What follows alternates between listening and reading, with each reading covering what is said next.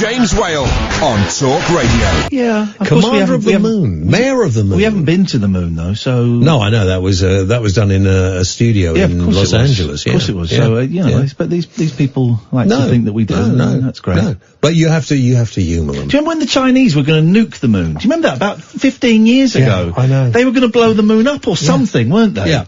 Because if the moon was... I interviewed somebody a long time ago who said we'd come back from the future and rebuilt the moon because the moon fell apart. And that's why when you look at it, it's perfectly spherical. I like that. And it's in exactly the right position. If the moon wasn't where it is, between us and the sun, that we wouldn't be here. Yeah. Very arrogant, the moon, I think. It's a very arrogant... Do you think it is? Yeah, because just looking at us at night time. Yeah, I find that. I sometimes, when there's a full moon, I get my binoculars out and I think, you're really looking at us in that way. Through the windows opposite a little bit clearer, can't you? I haven't got any windows opposite, but if there were, I would. Yeah, good lad. You know. But I think there are, it looks down on us, doesn't Arrogant. it? Yeah, you're right. I'm with the Chinese. Yeah. Let's destroy the flipping arrogant moon. Yeah, the trouble is that'll destroy all of us. But anyway, more in-depth, deep conversation with Mr. Iain Lee after the news. I'll see you next Tuesday. The Late Night Alternative with Iain Lee on Talk Radio. We have ways of making you talk. I'm taking you home tonight. I want to make sure that you're alright. Looks like a cold wind is blowing in. I'm taking you home tonight. We're like a train that's left the tracks. The world is falling apart. I got the help to put it back.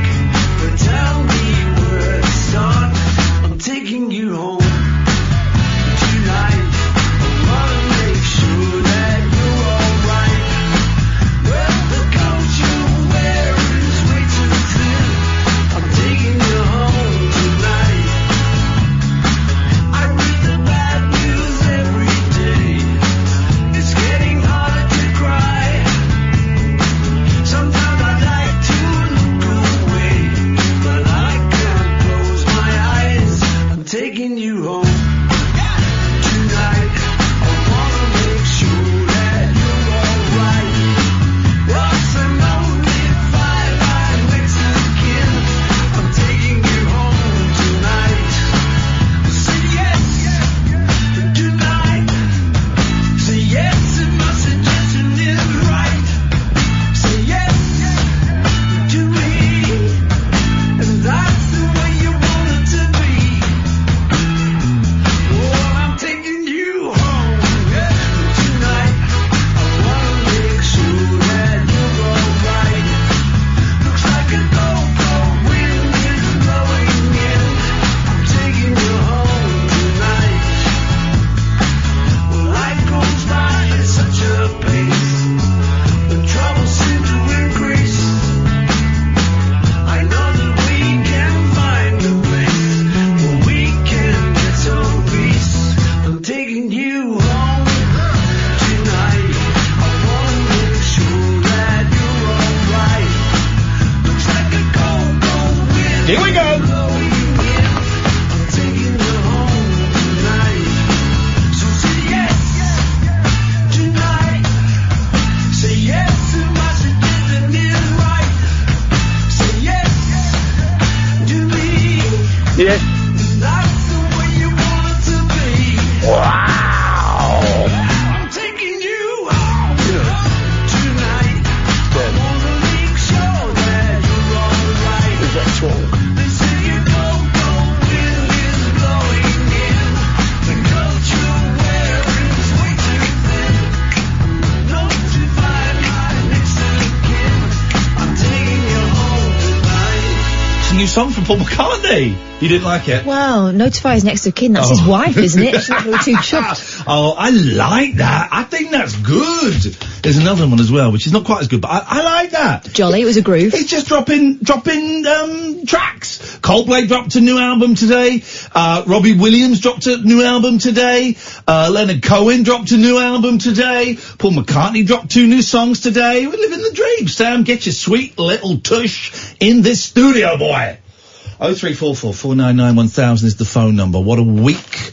What a week personally and internationally and politically and cosmically and spiritually. So I think we could all do with a little bit of a break, a little bit of a pressure valve release.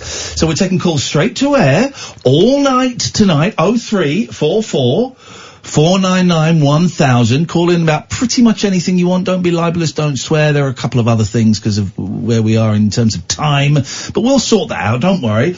I am Iain Lee. Who are you? Catherine Boyle. Who are you? Sam. Yes, Sam's in the studio with us. First things first. I have had builders in, as you know, and they've only been in for a couple of days, and they weren't in today because they had to get problems with their van. And I knew they weren't coming in, so it wasn't a surprise. And I woke up. I got up quite late today. I got up about 12 o'clock today, which was great. I had a lovely lie-in, and I got up and I've got the main bathroom, which I never use. It's all been ripped out, and it's just wood, just floorboards and pipes, and that's it. And I've got like a tiny little ensuite that's got a toilet and a shower, and it's good enough for me. I'm a very simple man, very simple needs. And I got up and I had a shower. I had my daily denufus, which is what my boys call a dump, and it blocks the toilet, right? So I'm there with the old toilet brush, and unblocked it. And I washed my hands, and I just played with the cats, and I got dressed, and I went downstairs. And I went downstairs to my kitchen, which is underneath my big bathroom that's been completely stripped out. And the floor of the kitchen was covered in water. Covered. This is the second flood I've had since these workmen started in my house. The first one was on Wednesday, and it was flooded, and it got in all the drawers. This one didn't get in the drawers, but the floor was covered. I'm like, oh man. So I get the mop out, and I'm mopping it up, and then I can see where it's coming through the ceiling. It's coming through a light fitting, and it's coming through two bits of the ceiling. And here's the thing, Sam. The water that was coming through the ceiling was yellow. You plunged too hard. I plunged too hard. My ceiling was leaking pee.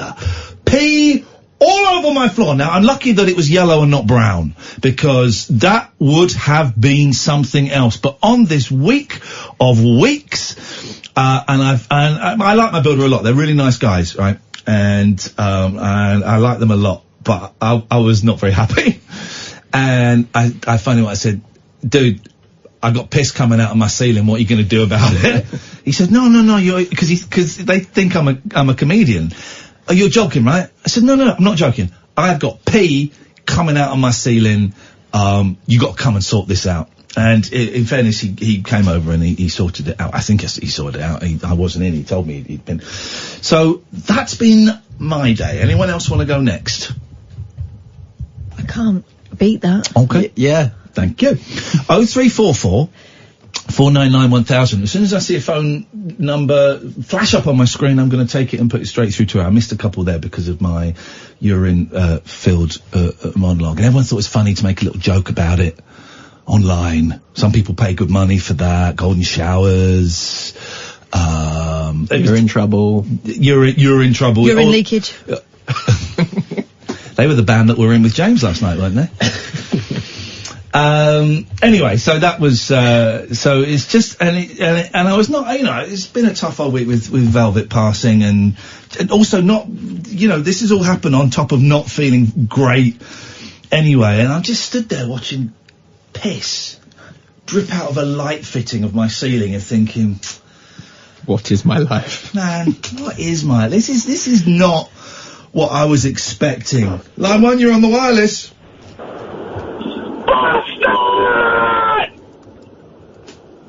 Sorry? Okay, I didn't quite hear that. I did. Okay. Line 2, you're on the wireless. Iain, how you doing? Well, Hello? How do you think I'm doing? I've had urine coming through my light fittings. Could be worse. Could have been a lot worse, couldn't it? Yeah, I know. Think about it. I've done that, What, you mate. was plunging? Mate, I've done that joke already. What are you phoning up? Just quoting back my best bits to me tonight? What is this? Oh no, I've got a question. Something's troubling me, Okay. and I'm thinking you could be the man to help me. Okay, I'm a very wise man. We've got Sam and we've got Katherine here as well. They're both very wise. Sam, Catherine, they can help too. Yeah, okay. I'm out walking my dog. Okay, I'm picking up its business. Mm-hmm. And I see this lady walking along with a Labrador, obviously blind, and she's got a guide dog. And I'm thinking... Well, like it says, obviously she's blind. Like we knew that. Well, obviously she's not blind to us. Well, she might have been training the dog. But I'm thinking, who's picking up the guide dog poo? Do the guide dogs do it themselves? This is part of the training process. There you go. Thanks very much for your call. You see, you come. This is like the mystery hour, but entertaining. Line 3, you're on the wireless. Hi Ian, hi Kath, hi Sam. Hello. Sam? Hello. Sam, you going to say hello, Sam? Yeah, hello. Oh, thanks. I do apologise. Have you got the bell there? Oh, because I'm a long-time listener, first-time caller. Oh, God. Shall I got the bell? Hang on. Come on, don't do it begrudgingly. This is a big moment. Right, say it. Long-time listener, first-time caller. Welcome to the show. What's your Hey! name? Thank you. My name is Gillian. Gillian. I like the name Gillian. Hello. Yeah. Thank you. Do you ever go by? Do you ever go by Jill or Jilly? I do. Well, not Jilly, never Jilly. Okay, No. but Jill. But Jill, yes. Okay. Okay. All right. I was wondering whether you have seen the statue of Jesus in Mexico that's been in the news recently. The statue of the baby Jesus. The baby Jesus, the 22-foot-tall baby Jesus that looked exactly like Phil Collins. Yeah, I have seen it. Yeah. It's amazing. Now, I saw the picture and I saw the headline. I didn't read the story, Gillian, but is it real? That's a real thing. It's massive. It's real and it's huge. And in the picture, you can see somebody standing next to it, and it looks tiny. Why would... I mean, it does. Catherine is showing it to me. Maybe you could tweet that out, Catherine, those images. Why would... I mean, it's not even a little bit like Phil Collins. It's modelled... It looks like it's modelled on Phil Collins. Why would anyone do that? It's a thing of beauty. I'm not a religious man, Gillian, so I don't know, but maybe that's what Jesus looked like. I think you're probably right. Gillian, thank you very much indeed. 0344 499 1000. Getting a steady flow of calls. We'll rattle through these and then we'll have a little chitty chat. Hello, line 5. You're on the wireless. Good evening. First time caller, long time podcast listener. Ding ding. There's no bell. No bell for that. No bell for that. Oh. Anyway, I can answer the question about guide dogs and their business. Yes, please. They're trained to go on command, so the owner will have a command for you do a number 2 or do a number 1. No. Well, they just put their hand underneath to catch it. They've still got to pick it up. No, that can't be. No. So they do it at home. They'll go in the garden and they'll say, go and do your business, and it'll go and do its business before they take the owner to the shop. Now, what if it's a... Because blind people can be mean. What if it's a mean blind person and they withhold the order for 4 days? Does the dog... Can the dog at any point manually override the lack of order? You've got me now. Okay, thanks. By the way, what are your qualifications? No qualifications. Thank you very much indeed. That's how we like it here. Let's go to line 6. 6, you're on the wireless. Let me try again with the fader open this time. Hello, line 6. Good afternoon, how are you? Or good evening. Good afternoon. Where are you calling from? North Somerset. Okay, well, you are definitely stuck in a time warp. Yes. Yes, I am. Rabbit Hole in Bath. I can't find tickets or a date for it. Well, you're an absolute pudding. IanLee.com/event. Well, haven't I put it up there yet? I can't find the Bath Oh, one. God, I might not have put it up there yet. Flipping it, no wonder we're not selling any. But that doesn't explain why we're not selling any for bloody Cardiff. Can you come to Cardiff? Well, I suppose it's the same distance, isn't it? Hour on the train. Come to Cardiff. I'll put the tickets up for Bath. I'll do it, I'll either do it Sunday or Monday. Okay, mate. Oh, also, Weinstein didn't commit suicide. Say that again? Weinstein didn't commit suicide. No, he didn't. He's still alive. Who's committed suicide? Yes. Weinstein. Harvey Weinstein what? Weinstein's not... You're talking about, the other... Epstein. Epstein. Yeah, Him even. What? How did he do? Did he commit suicide? No, he was. What? Why are we laughing? It's a stupid joke thing. Okay, thank you. What? Explain, Sam. So there's been a few things like people getting interviewed on channels, and they'll do like a proper conversation with them, but then they'll end by saying, I want to say one more thing. Right. He didn't kill himself. Thing is, that joke doesn't really work on this show because we've been saying it. Yeah, but he was murdered.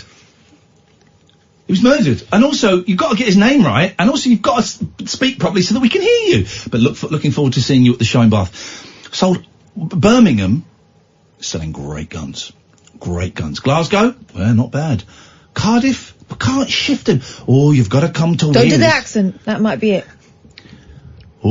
Okay, you've got to come to Wales. Everyone says you've got to come to Wales. We booked a show in Wales. No one is coming. IainLee.com/event. Buy some tickets for Wales, you scumbags. There you go again. What? I think it might be your manner. 0344 499 1000. Call straight to it. The Late Night Alternative with Iain and Katherine Talk Radio. Oh, you want me to go and I'll go and do it. This is the flaw in the plan, isn't it? No. Let's see how this goes. I can do it. It's just the big button. This is easy. Yeah, but then there's you got to do a couple other. I can do. How long do we give it before you go in and help him? Can you hear me? Yeah. Yes. Right now. Yes, because the door is not soundproof. Don't whisper. Can you hear me now? Yes. So this microphone is on? Yeah. Right, fine. Well, why are you being dicks about it? Right. Here we go. I reckon. Is this fader up? What? For the advert fader? Yes. Fine, well, I'll just do this. Talk Radio. Contact. Call 0344 499 1000. Text talk and your message to 87222. Texts cost 25 pence plus your standard network rate. Or you can tweet at Talk Radio. This is Talk Radio. Kick off your slippers. Don't go to bed. The party is just starting. You can sleep when you're dead. The Late Night Alternative with Iain Lee on Talk Radio. Okay, guys. Okay. That was a bit of an abrupt ending. I don't really know what I'm doing. Sloppy work. See, it's difficult work. Sounding great, guys. Sounding great, guys. Yes. Oh, hang on. Let me turn this off. You do the show. Do the bloody show. Do everything. Right on the desk. I'm doing the show. Yeah. I like to get my hands dirty. I wish you wouldn't. I like to get my hands dirty. Sorry, did he say something? I'm deaf. I can't hear anything now. Let's go to our good friend, Line 1. Hello, Line 1.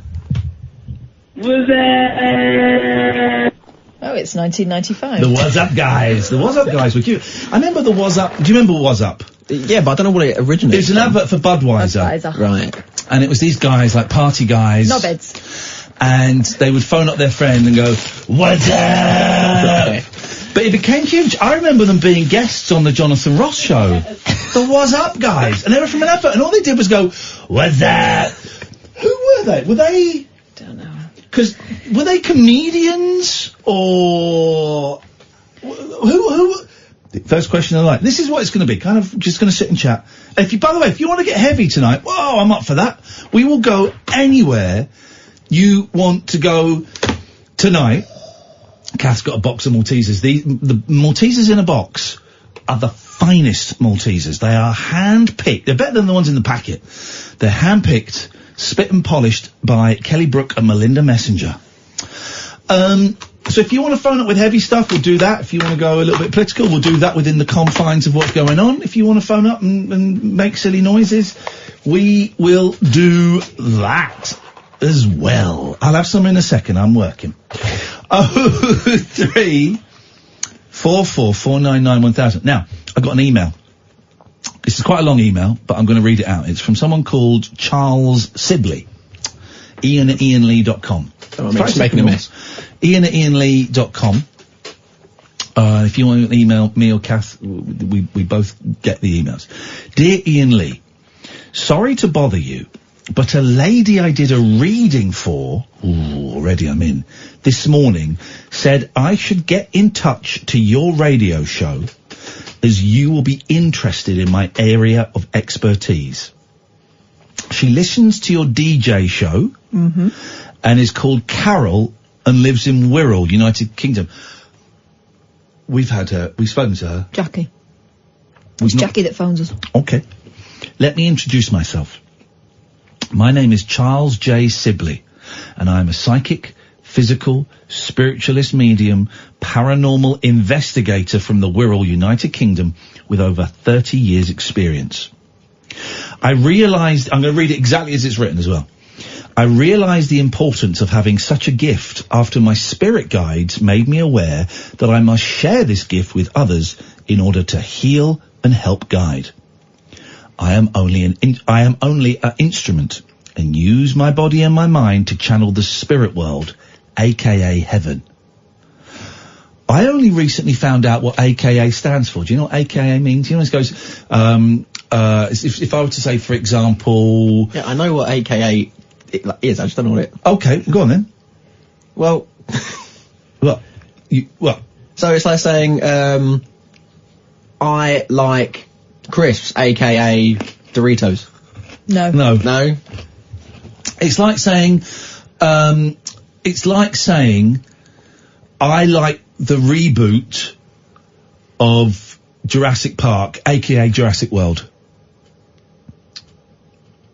Yeah, actually. Yeah.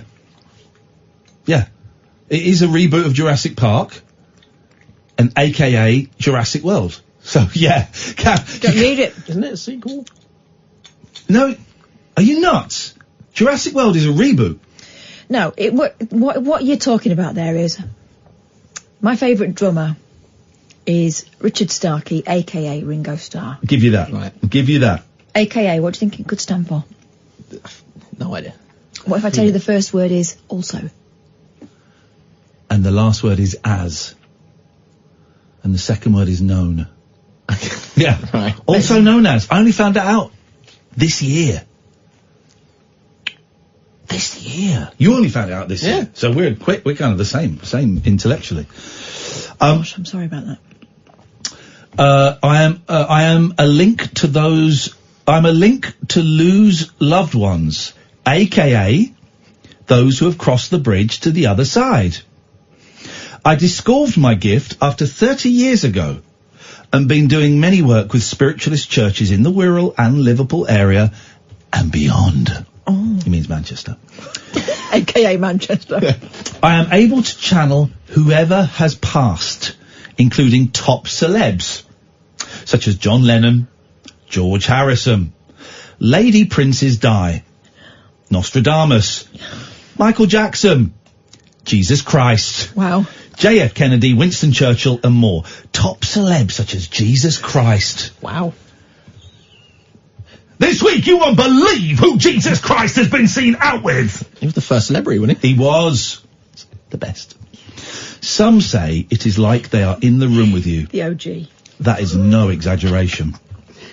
My client Carol tells me 0344 499 1000 is the phone number. I think we've got someone who wants to join us. Hello, line one.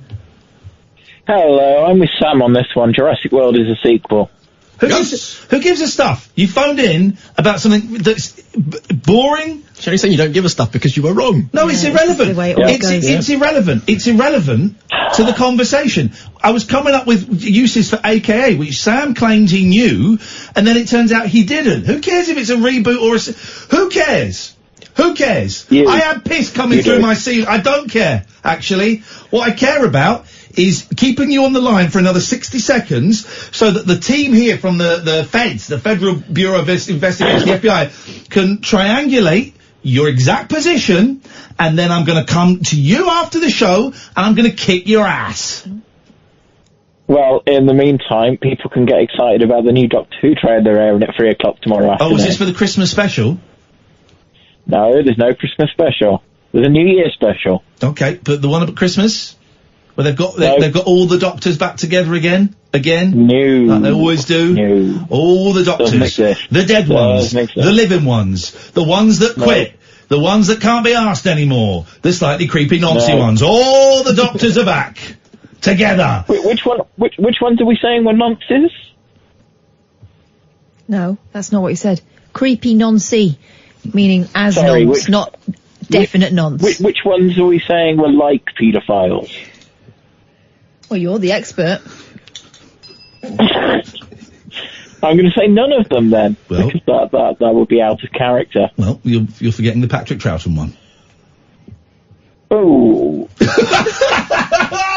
His question his whole childhood. My client Carol tells me what famous stars you admire. Well, she's broken the first rule of when you're talking to a psychic. You don't tell give them them info. anything. No. Don't tell them anything. My client Carol tells me what famous stars you admire, and I have some predictions of death to come in 2020 that may be of interest to you in particular, such as Brian from Beach Boys, Kirk Douglas, who's 101, His Royal Highness Prince Philip, who's in his late 90s, Julie Gibson, oh no, and Maggie Smith, M-A-G-G-Y. Now, I tweeted a bit of this email earlier on. Everyone's going, who the hell is Julie Gibson? People Googled her. She's dead already. So this guy truly is gifted. There will also be a world recession in the coming year. By the way, everyone he's listed there is well over 70. There will also be a world recession in the coming year and many environmental problems according to my spirit guides. It's also known as AKA guesses. If you want, I can do you a psychic reading or channel any spirit for your radio show when you are next in Wirral area.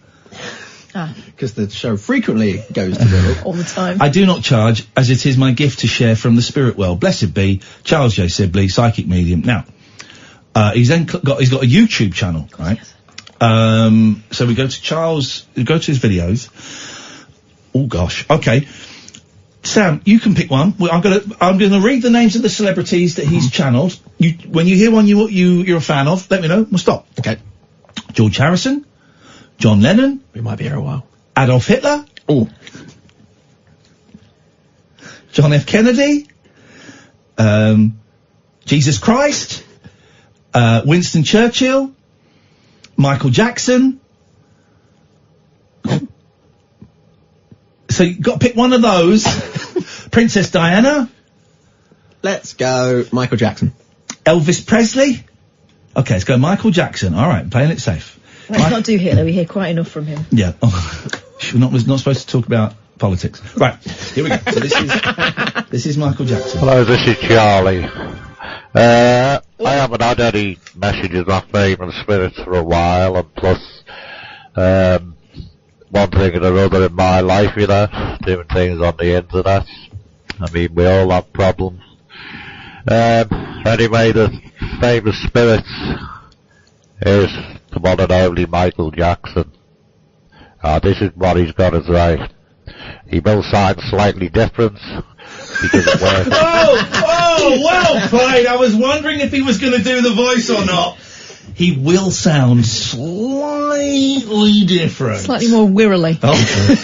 Really, because, one thing and another, and you people who know about these things will know why. Ah, yes, reasons. There's reason. He will sound slightly different. Reasons. There he is. This is what he's got to say. Hello? Quiet. Hello, everybody.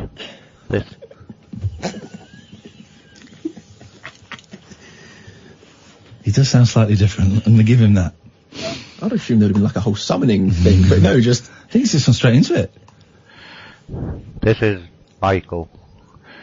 A lot of you people will be... Is he speaking in an American accent? Not really. No. This is Michael. A lot of you people will be... We're only laughing. If you're listening to it, we're only laughing because we're scared of your powers. That's all. That's the only reason. Skeptic about it, if it's me or not. But if Charlie was in front of someone, my family. Just go back a bit. Okay, let's go back. This is Michael. A lot of you people will be skeptic about it, if it's me or not. It's the next bit. But if Charlie... If I there was. Well, Charlie. Bearing in mind, in his email, he says, and I'll just go back to the email. Some say it is like they are in the room with you. See, I'm just imagining it from the other side, like, it's the spirit of Michael Jackson just chilling, and then all of a sudden goes, hang on, I'm needing the wheel, bear with me. Is there a Michael Jackson here in spirit? I've got a call from you. It's from some chancer. Hello, line 2, you're on the wireless. Hello, is that Iain there? Yes, Hello? Yes, it is, yes. I don't think you should be taking any nonsense of those spirits. Those spirits are not real, you know. Neither is your Irish accent, but yet we continue. I mean, they're not real.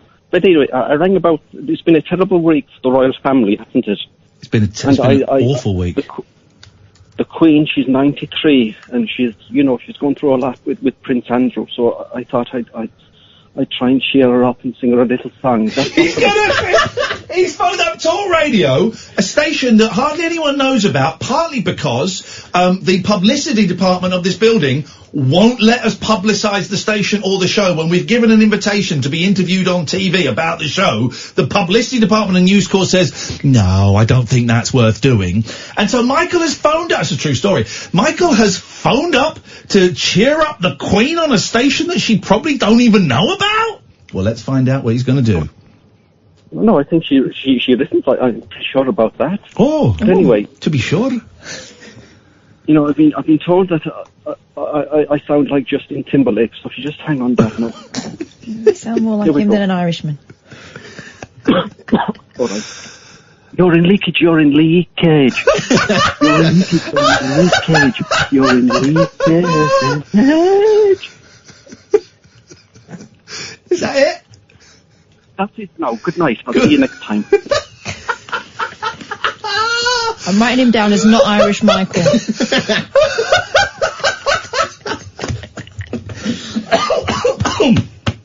Oh my God. Okay, let's go back to Michael Jackson, shall we? Okay, here we go. Was in front of someone, my family, alright. The message, Charlie could prove that it was me. But these are just things to do with the world. So that's his evidence that it's really him. Is if Charlie was stood in front of his family, I could say things that would prove it's me. But for reasons he won't. He won't. Okay. Why I'm here. Okay. Reasons. I done a message to Ori through Charlie. Imagine if he then said, "And I've got a message for Kath, Sam, and Iain. Don't mess with things you don't know." This is from 2009, this video. But imagine... Hang on a minute. Let's, okay. Turn the lights off in the studio. Imagine, right, that he has a message, drawing the blinds. Imagine he had a message for us. Why is that so squeaky? I could tell you, but for reasons, I won't. Okay. And a friend of his. And, I don't want to try and repeat myself, but everyone wants to know what happened. I should have listened to Ori and other friends of mine, rather than being taken in by doctors who were using me for money. I was vulnerable, very easy taken in because of the way I used to think. Because of the way you used to make me feel. I'd already told me loads of times to stop doing what I was doing. But you can't help who you are. And that's my skin condition. Well, okay, that's Michael Jackson. I mean, okay, I'm not convinced, but I wouldn't mind. Let's go George Harrison. Lennon's the obvious one. Let's go Harrison. Hello, this is Charlie. Here's a message from the one and only George Harrison. Hello, everybody. It sounds like him. It sounds like him. This could be the evidence. We might have the Ev. It is George. It is George. It's gotta be, yeah. It is. Proof there. And really want to start with, I don't want to repeat myself, but like Jesus Christ said not so long ago in a message with Charlie, is everyone repeats themselves. And we're working through Charlie, like I said before. Michael Jackson said about repeating. Yeah, didn't he? So maybe this proves that spirits are prone to repetition. Yeah, they're bored of it. Yeah. But they will do it. Yeah. But they won't do it. The state of the world. I'm going to jump forward a bit. It's about the world there. Whereas, you know. I'm going to jump forward a bit. Way the other side of the water. And he is, you know, he is a big church and a monastery in Liverpool. And in the future, Charlie, if things happen the way the spiritual world are, we're going to try and get this place opened with the help of Charlie. George was a big fan of Charlie. In the name of John and myself. We're really trying to accomplish that, even, you know, Charlie's seen this place that will cost. It talks about a church, but I didn't think George Harrison was much of a churchgoer by the end, was he? Very, very spiritual man, George. But not churches. Well, he's temples. Yeah, but now he's in heaven. Oh no, he didn't say he went. He said there's a church in Liverpool. He wants it opened in his name. Yeah, the Church of George. We were more popular than Jesus. Oh, I mean, there might have been a reason. Please don't start saying controversial things. The spiritual world were guiding us, and changing the course of music, and John saying that. It's true. Only George Harrison would know this. Only George Harrison would know that the Beatles changed the course of music. Generation now, and people who disbelieved in Jesus, and the way they believe in us. Well, not everybody, but we're all on a mission, you see, when we're alive, and this mission leads to this mission. We changed the course of music. Well, he didn't want to repeat himself. We're going to change the course of spiritualism. And that church in Liverpool that I've just mentioned, it is for a reason. Coming to the end. And we're using Charlie for a reason, and, you know, we're going to change the course of spiritualism just like we did music. Okay. You know, I mean, we'll have a go, put it that way. But we're all on a mission when we're alive, and this is our mission now. I'll have to go now. May the Lord be with you. Bye-bye for now. Wowzers. I mean, we got to get this Charlie guy on the show, right? Right? That's the spookiest. I don't know if David Babcock's listening, but he's the only person that might be able to explain that phenomena. Call straight to air, dear listener. We got plenty of time, Sam. You sit and relax. Hello, line 1, you're on the wireless. You know, guess what my favourite Michael Jackson track was? Smooth Criminal. I probably could have guessed that. It's quite a famous one. It was, actually. Yeah. It was, yeah, it was quite a big hit. But, I was going to say, I liked PYT before all the unpleasantness. I didn't really like Michael Jackson, but I liked, I like Black and White, actually. Yeah. Which is odd because I am a racist. But I just I didn't like the sentiment, but I liked the tune. It was very catchy. Yeah. But disagreed. Years later I worked out what he was singing about and I was horrified. Something about racial harmony. What was the one he did with Stevie Wonder? Ebony and Ivory was that. What? Alistair, come on, man. You're better than that. Oh, it's McCartney, wasn't it, who did Ebony and Ivory? You're thinking of the one he did with the two he did with McCartney. Say, and The Girl Is Mine. Yeah. Oh, yeah. Sorry, man. You will be. You will give me dead on for that. I've got a couple of reviews. Go on then. To give on your recommendations. Yes. The first one was the documentary about the amazing Jonathan. The one on YouTube. No, I paid for it on Prime. The one you saw. Oh, did you? Yeah. Very interesting. And really quite bizarre. And I know that I really shouldn't say too much about it. Don't. Because of the spoilers. But what I'd say is, because of what happened halfway through, Yep. I think you were right to recommend seeing the YouTube one first. Yep. Because I didn't get to know anything much more. Yep. One could say about Yeah, the yes. film. Oh. Yeah. You know what I'm saying? There we go. Yep. And, yep. Can't give away too much about this film. And the next one, please. King of Comedy. Go on, let's sit back and relax as Alistair tells us how he enjoyed one of the greatest motion pictures of all time. Yeah, very good. And it made me think that, having seen Joker first, that Joker ripped off some of the all of it scenarios and characterizations from it. Yep. And but that's, I suppose what happens. That's movies. That's Hollywood. It's Hollywood. Everything's been done. Everything's been done. We don't like to repeat ourselves, but we will.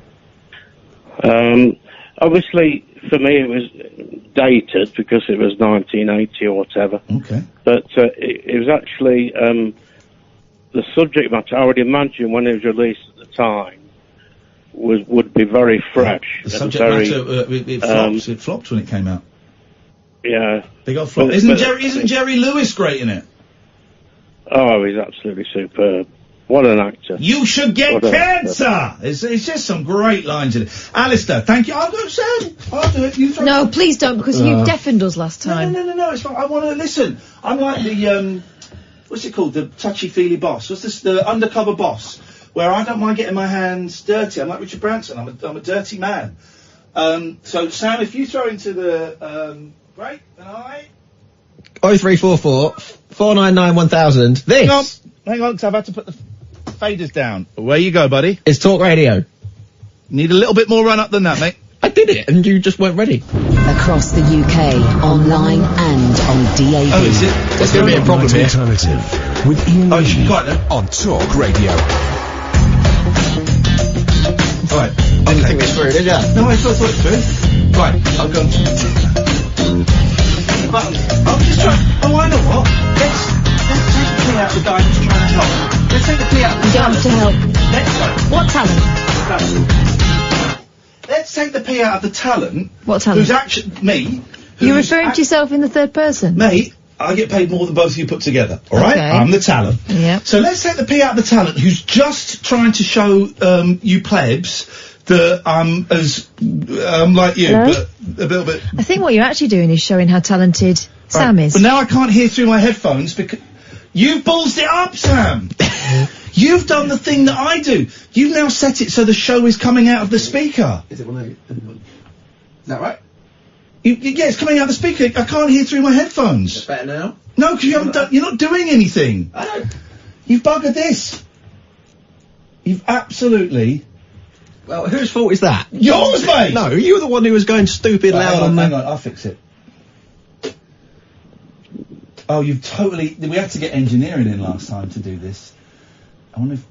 Ah! Can't do it! Can't do it! Can't do it! Turn the mics off!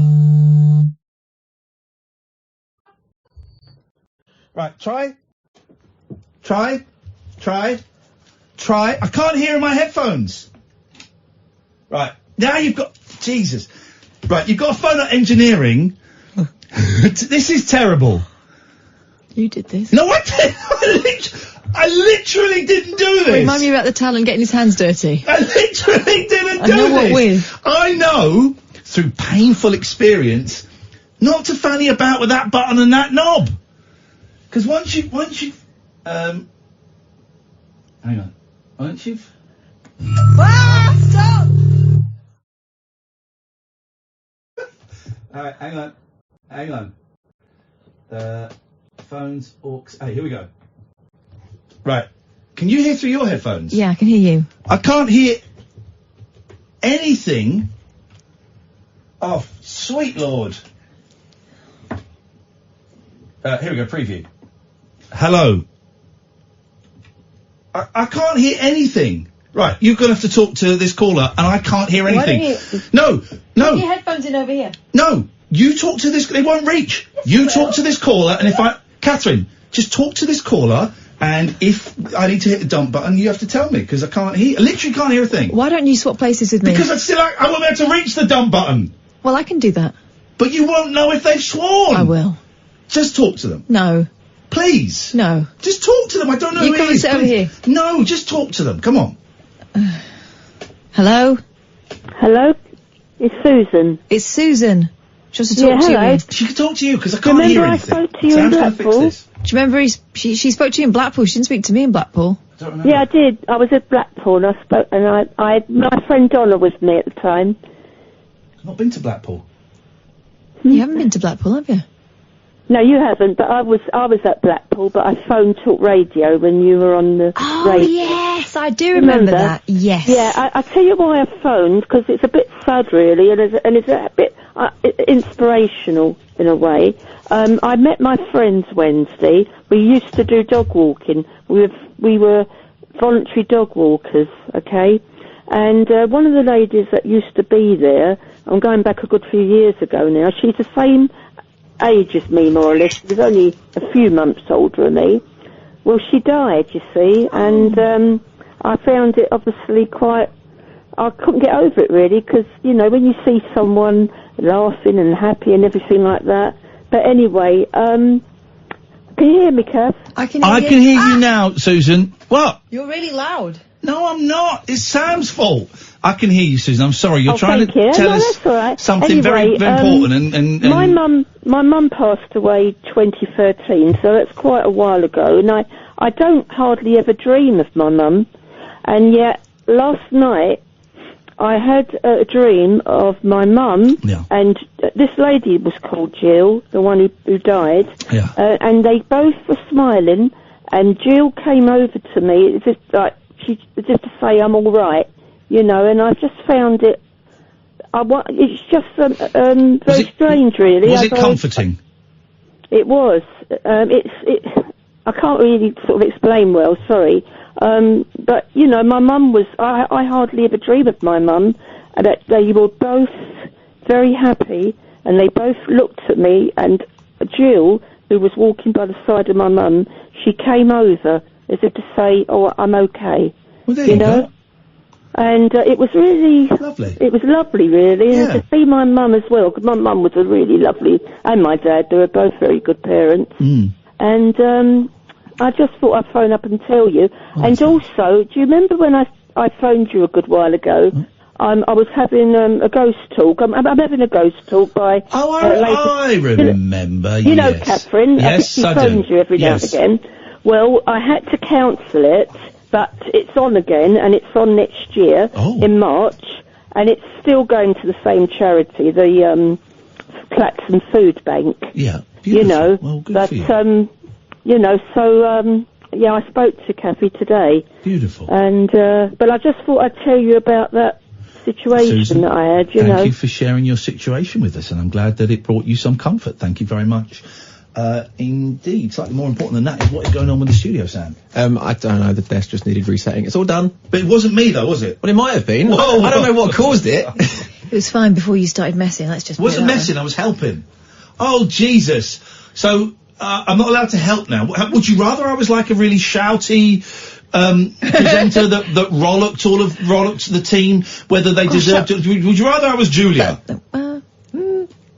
Wow. Unbelievable. You are quite shouting. No, you but do no, rollick I'm us shouting quite in a a lot. fun way. I'm shouting in an excitable, I've just found a funny video on YouTube way.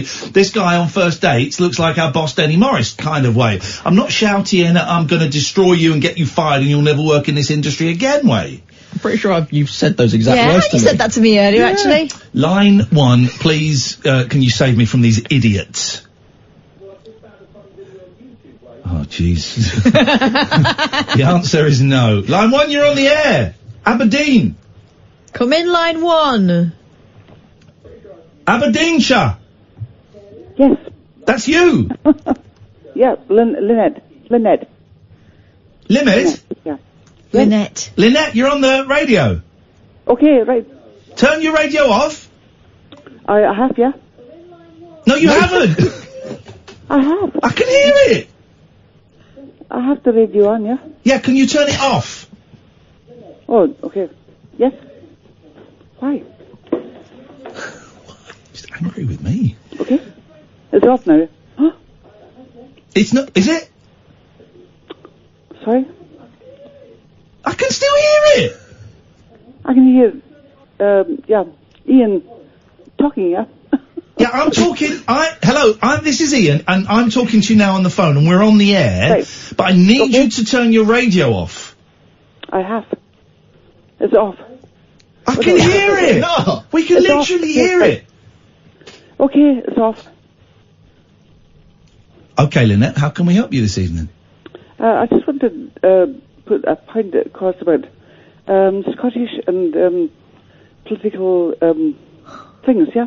Scottish and political things. Let's see how far we can go with this. Okay. I'll tell you what. I've had one or two central belt people be very rude to these your colleagues, yeah? I want to put that straight. I'm from the Highlands, I'm from Shetland. We're not all like that, okay? Is that okay? You're not all like what? Rude? Well, I've had a lot of rude things from Central Belt and Glass regions, Edinburgh people. Yes. I'm from the Highlands. Yeah, I'm from Aberdeenshire, yeah.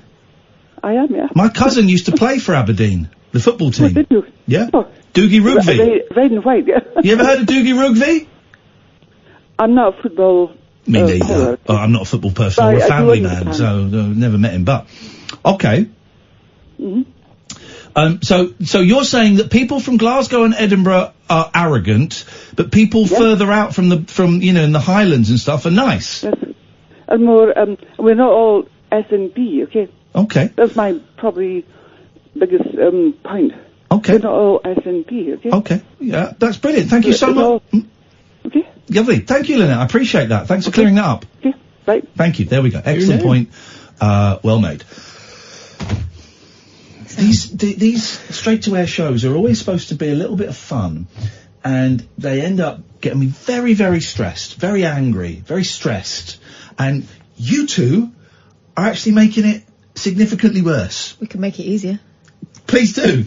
Oh, she takes her headphones off, dear listener. She's going to pretend that she's leaving, knowing... No, you can leave, because you've got to go and press a button. I'm not pressing the news, can you? Sorry? I could do the news. I know what fader it's on. I don't. But he didn't even think... Stop digging, mate. He didn't even think I knew it was on a fader.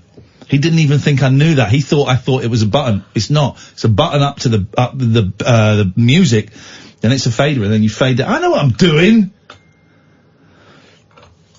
We'll start again after this.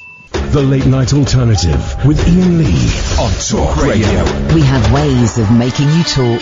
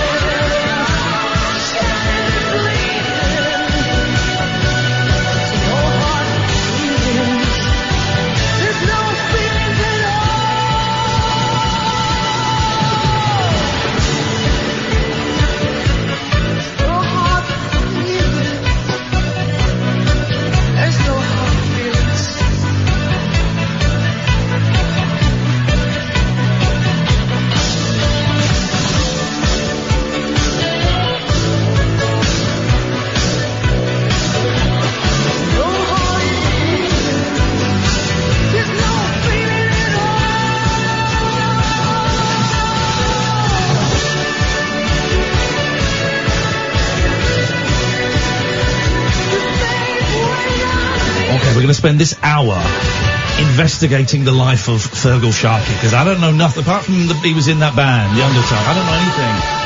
This turns out this song is incredible. The one we played yesterday is incredible. It's got two women playing drums. I love bands with double drummers.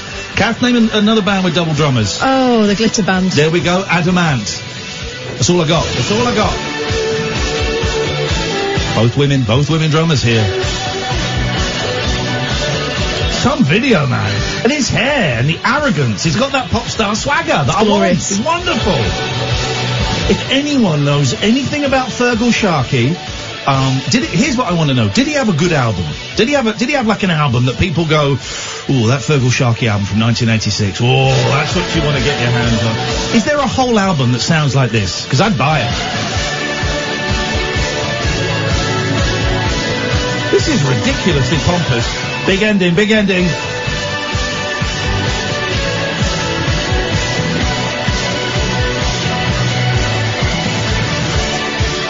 Oh, it's just going to stop, I think. There we go. There we go. Fergal Sharkey, rest in peace. If we can find out anything about Fergal Sharkey tonight, Sam, I'm there. The Late Night Alternative, I'm Iain Lee, Catherine Boyle, Sam is here. It's been some week. I've, lost my cat and I've had pee coming through my ceiling. Politics boring. The world boring. Although here's one thing, right? We've kind of glossed over the whole impeachment thing in America, and if Chuck Winkle is listening, I would really like Chuck Winkle, our American correspondent, to give us a call and maybe educate us on the impeachment process, because there's been some big stuff. A guy paid Trump $1 million. Hello? Hello? Hello? Hello? Yes, is that Iain, yeah? Yes? I'm kind of political here, and it's about Scottish, very Scottish, okay? I've had one or two of your colleagues get abuse from Scottish people. I'm having terrible deja vu all over again. Hello? Hello? Is your radio on? Wait. What? No, yes. Okay. What's your name, caller? I'm Linette. Yeah. Have we spoken before? No. Oh. Something very strange is happening to my brain. Okay, Linette, what have you called in for? Right, I'll tell you what. I'm Scottish. I'm from the islands, right? And I've had one or two. Right, we have Scottish people have a thing about the central belt. Yes. They can be quite rude, okay? And I had one or two of your colleagues say that this horrendous, okay? Yes. We're not all like that. No. We're not all like that. So are you saying that the people from like Glasgow and Edinburgh are rude, but the further you get out to like the Highlands and stuff, people are nice? Yes. Absolutely, yeah. I'm laying my head on the block here, okay? I feel so familiar. My cousin played football for Aberdeen. Ah, did I just talk to him? You say that, yeah? Doogie Rugby, do you know him? No, I don't. You're not a sports person? I'm not, no. No, me neither, nor am I a family man. I'm an outdoor person, yeah. But I think kicking the ball is a waste of good energy. It's a waste of good energy. But, right. I'll say in kind of one paragraph. I'm from Shetland, and we were an cliff until oil was discovered. Oh. We were not even considered. No. And suddenly, oil was discovered, and suddenly it was Sunro, everything, yeah? Yeah. And... okay. I'm having such strong deja vu that we've kind of been here before. So basically, what you're saying is that there are some people in Scotland can be rude, but that some people can be very, very nice. Yeah. I think that's the same the world over, though. But we are not SNP. Okay. God, no. Okay, alright, well listen, thank you so much for your call, Linette. Thank you, that really... my brain is bubbling hot, man. Let's go to line 4. 4, you're on the wireless. Greetings and salutations to you. Yes! Hello, you're through to Katherine, Sam, and I'm Iain Lee. Welcome. Well, first of all, Sam needs to be on all the time because he sounded awesome. Got to say. He does sound awesome, doesn't he? He He does, absolutely. Well, it's good to talk to you again. I thought I would say about impeachment, actually, because I've been following pretty closely on the impeachment stuff. There you go, buddy. So, interestingly, this week on the impeachment, there's actually been a northerner from England, but she's now American, as in 2003, Dr. Fiona Hill. I've heard about her. I've not seen, but yes, She's my new hero. She's destroying them, isn't she?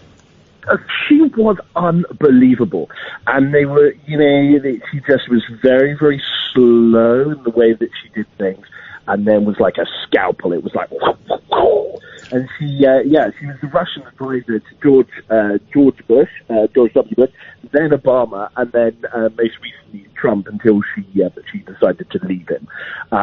But yeah, very, very, very smart cookie, and essentially said that it's inconceivable that he didn't know what was going on. It went right to the top, basically, the prison.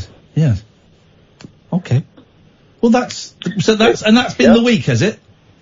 Yeah, that's pretty much been it. Brilliant. I would say the chair of the chair of the Intelligence Committee, he really went kind of off on one in terms of how. Here's the thing I heard, though, right?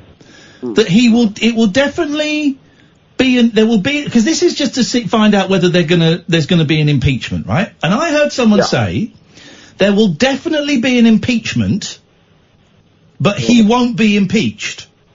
Oh, there's no chance. Absolutely. So what's the point of this then? Despite the fact that 6 of his former aides have been sent to prison. Well, yeah, it's only 6. I mean, we've all been there when kind of, our advisors all kind of, end up going to prison. It doesn't mean by any means that, that the main man is completely corrupt. This means, so the reason it will get through is the Democrats will vote for the impeachment process to start, but then the Republicans will vote that he's not guilty. Yes, indeed. And what you've got to do, what's really important is you've just got to go and get the sound bites. That's what it's all about. Be like fake news, it's fake news, or and if it's not saying it's fake news, it's kind of, quid pro quo. There was no quid pro quo. Hey, so he came out and gave this, I found this quite fascinating this week. He came out the other day and said, there was no quid pro quo, it's fake news, there was no deal with Ukraine, right? That's what he said, right? And then there was a picture of his notepad, and on there it said, there was no quid pro quo, this is fake news, there was no deal with Ukraine. Yeah, and it was written in felt tip. Was that a genuine photo? Because that looked like an open mic stand-up routine. Was that real? Yeah. No, this is totally real. It's all about short periods. Interesting, during the electoral campaign, so my wife's American, and we were talking about it. And the reason why they think he did so well is that literally he was all about short statements. And those short statements people can grab onto. Okay. If you get, like Clinton explains stuff, you start explaining stuff, then, people switch off. There's the film that's not very good, but it's, hello. There's a film that's not very good, but it fits perfectly. Idiocracy. Have you seen that? I haven't. It's set about 100 years in the future, and basically, Idiocracy, it's every, have you seen this? Yeah, I've seen this. Everybody's thick. Everybody's stupid. And this is the beginning of that evolution. Thank you very much for explaining that. It genuinely helped. But so, was the picture of the speech real? Because it looked, it's like, when there's that picture of him holding up something and people would superimpose like a cock or stuff. It looked like that. But I think it was real. Let's take one more call and then we'll have a little break, shall we? Hello, line 3, you're on the wireless. Hiya! Hello, it's Amy. Hello, Amy. Hello, you both alright? Well, depends which both you're talking to. We've got me, we've got Katherine, and we've got Sam here. Oh, I'm so sorry. Hi, Sam, as well. Hello. Hi, Kath. Hello. Hi. What did you want? This is not the know if we're all right. This is not the Hello Show. Although that's a great idea for a show. You just phone up and say, hello, and that's it. That is the Hello Show. That's the last hour. There we go. Yes, Amy, we're all fine, apart from the fact my cat died and I had piss coming through my ceiling today. I know, I'm sorry, but I... Well, you should have found a bucket! Okay, but I'm sending you a little gift. I did. Oh, you're sending me a little computer game book, I saw. Yes, that's very kind. Thank you. What can we do for you tonight? So I'm just on my way home. I'm going to have to divert to a McDonald's because I'm starving. But I went to the theatre. I went to see Lion King. Oh. What, are you rich all of a sudden? Those tickets cost a fortune. They do. I had to pay it off in instalments. Yeah. But honestly, people's theatre etiquette, like, people are so rude. Go on, what happened? Because if I go out to the theatre with Kath, she is farting like nobody's biz. Yeah, sounds likely, doesn't it? Wow. So I'm second row in the stalls. Okay, so they're pretty expensive seats. Yeah. And I've paid lots of money. And this couple in front of us, after every song and after one person spoke, they'd have a full-on conversation about it, but the whole entire row would hear the conversation. Oh, I'll tell them And to it's shut just up. not necessary. I would tell. Well, Yes, I would so tell it them. is. Me and my sister were at the screening of this amazing Jonathan documentary the other day, and it was linked to the BFI. So we were watching it in a tiny theatre. There were about 12 people in it with our cinema, and it was linked to the BFI. And after the film, it went to a Q&A that was at the BFI, but we could still see it. So as far as I'm concerned, this is still part of the show. This is what we've paid for. Yeah. But then there were 4 people next to us that were just talking. And I was getting pissed off, but I haven't been out with my sister for a long time. And she got there before me. Really loudly, a couple of times. And they were so rude. You think, shut up. I've noticed that a bit, though. People, right, everyone, if you go and see a film or if you go and watch a play, there may be a moment where you just want to say something quietly, right? And that is enough. Yeah. That's it. That's the end of it. But I've been to some things recently where people are talking in this voice, like they're on their own. And that is, I'm afraid, out of order. They should be chucked out. Whatever happened to the usherette? They got sacked, mate. What were you going to say? See, I wouldn't have told them to shut up, but I'd have taken the sarcastic route and just joined in the conversation. What? Yeah. That's insane. Yeah. I once told some young girls at a screening of Paranormal Activity, midnight screening of Paranormal Activity in Camden, a bit of a rough area. They were on their phone. And I said very loudly, "Would you please turn your effing phones off?" Yeah, sorry. Yeah, sorry. So, etiquette is awful. You should have told them to shut up, Amy. So I did. And then she told me that she was enjoying the show so much that this is why they had to have the conversation. Yeah. You say, I've spent 50, 60, 70 quid on a ticket, and you'll ruin it for me. And I'm not enjoying the show because of your conversation. Yeah. Exactly. I just said to me, look, there's a time and a place, and that time's interval, and that space is outside the theatre at the end of the show. Boom. And... Mic drop. Yeah, boom, mic drop. And then during the interval, they decided to slag me off, bearing in mind I'm sat right behind them. Then I would have done Sam's thing of joining in. Then I would have joined in. Oh, just honestly, it's so rude. And as a performer myself, honestly, that for the performers as well, it's awful. And they were front row, and obviously they had the band in front of them. So you should have donkey punched them. Speaking at their loud level. Is that a thing? Donkey punching? Yeah, you should have donkey punched them. Amy, thank you. My best one of those was in New York when I took the boys to see School of Rock on Broadway, and the tickets were a fortune. It was like $200 a ticket or $150 a ticket, something ridiculous. But I thought it's a once in a lifetime thing. I'm going to take the boys to see a show in Broadway. And we got there, and we were sat right at the edge. We had the last 3 seats, and my son sat on the aisle. I sat in the next one, and then my youngest was sat next to me. And then old woman got behind my son on the outside, my eldest son, and I said to him, "Can you see okay? Do you want to get a booster seat?" And I heard the woman behind go, "Oh my God, oh no." And she heard her talking to the man, "Oh no, this is awful." And my son said, "Yeah, I'll try it." And I said, "Okay, well, go and get you a booster seat," right? So then he sat on the booster seat, and the woman behind was tutting the whole way through. And I was so pissed off. I said, I tell you what, son, why don't you sit in my seat? I'll sit here. And she went, oh my God, are you for real? And I turned around, I said, what did you say?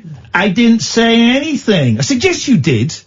These tickets cost me $150 each. This is my boy's big day to come to a Broadway musical.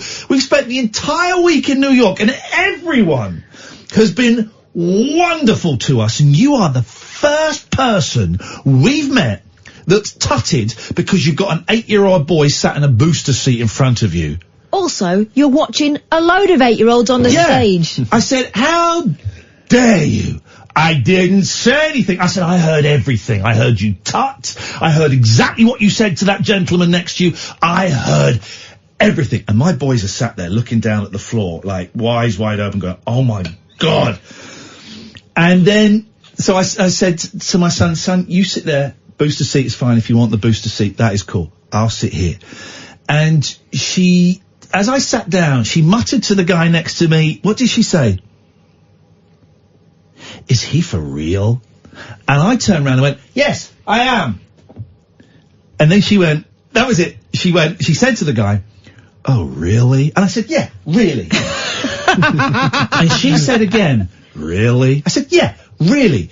This exchange went on 12 times of her going, really, and me going, yes, really. You ask, next time you see the boys, ask them about the lady in the theatre in America, and they'll both go, really? And afterwards I had a chat with them, because I like to talk to them about this, and I want them to know it's not their fault. Actually, it was during the interval. And I said, how did that make you feel? And they said, it made us feel really uncomfortable. I said, well, look, I'm really sorry if I made you feel uncomfortable. We were in the right. I got a little bit angry, but we were in the right, and she was very, very rude, and you guys had done absolutely nothing wrong, and sometimes you meet arseholes. But they were mortified by it, but they also found it hilarious, this whole... See, again, really? you would have just gone to this, just said to me, well, why don't you go and tell someone, complain, oh, the person in front of me is too tall. Yeah. I feel Maybe a bit she bad given anyway. her a booster seat. Well, I feel a bit bad sitting in front of people anyway, because I'm quite tall, but she was going to have a go at a 7-year-old getting a booster seat. So he could see. And the seats are on a rake anyway, so I just thought, you miserable guy. The only person, 5 or 6 nights in New York, my boys were treated like kings by everybody. Shop assistants, taxi drivers, pop stars, everybody the hotel staff treat them amazing. This one woman. Really? It was hilarious. She didn't come back after the interval. Right, I think we need to do a break. We're taking calls straight to air tonight. 0344 499 1000 is the telephone number. If you want to give us a call, it's the Late Night Alternative with Iain, Katherine and Sam on Talk Radio. The radio show that knows truth is always stranger than fiction. Week Monday, I get shoes. The Late Night Alternative with Iain Lee. Because they're too real to be part of my imagination. On Talk Radio. 0344 499 1000. Call straight to air tonight. You can call in about pretty much anything you want. Hello? Hello. It's Linette again. Hello, Linette.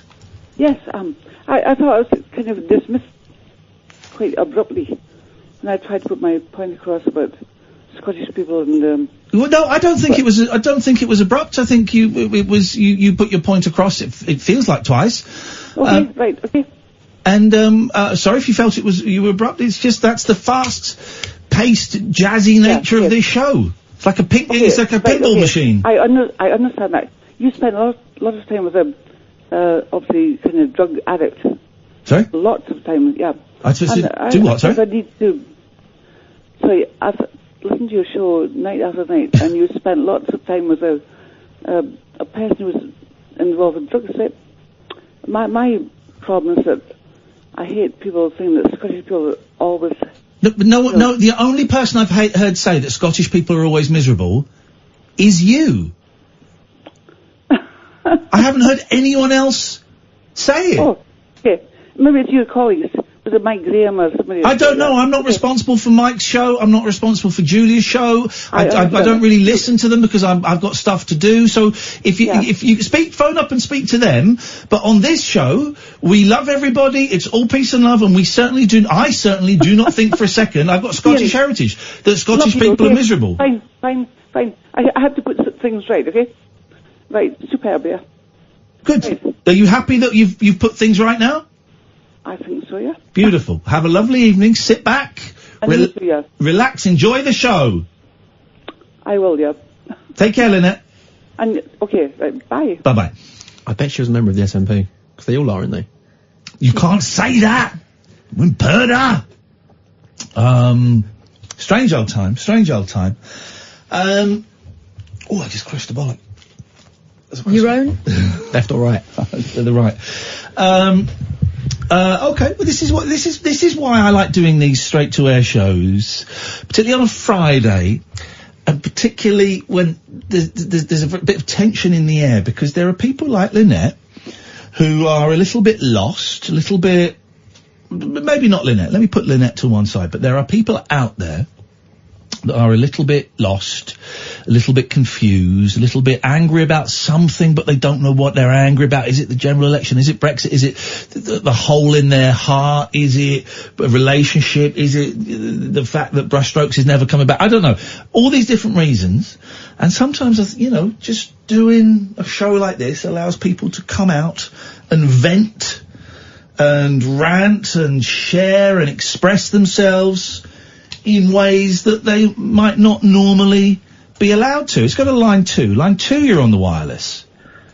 Yeah, I'd like to make the point that some Scottish people are miserable. Yes, I'll give you that. Yes. Some are. Yep. Yeah.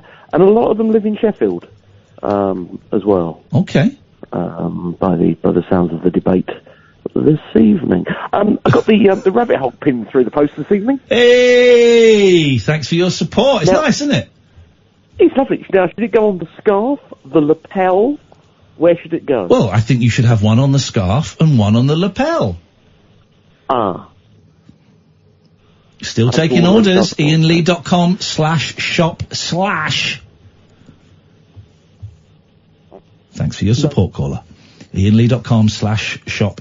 I got 2 in my bag that I forgot to post today. One's for Harsh, and one is for Simon. And then I got a few more orders today that I will do probably Sunday night or Monday morning. I'll do them Monday morning, actually, while I'm getting my car MOT'd. So we'll do that. If you want to buy badges, you want to buy records, IainLee.com/shop/ is the thing if you want to go to. How are you, Sammy? You're well now, are you? You were dying before. It was fine. It was HIV or something at one point. Just a really, really bad virus. But you're all right? Everything's fine. And we've had you all this week, which is unusual. Have we got you next week? All next week. 2 days the week after and all the week after that. Hey, that's quite a long run. Yeah. How come only 2 days the week after you? Because that's when I'm supposed to be back on days. Right. But one day I've got to go to the dentist.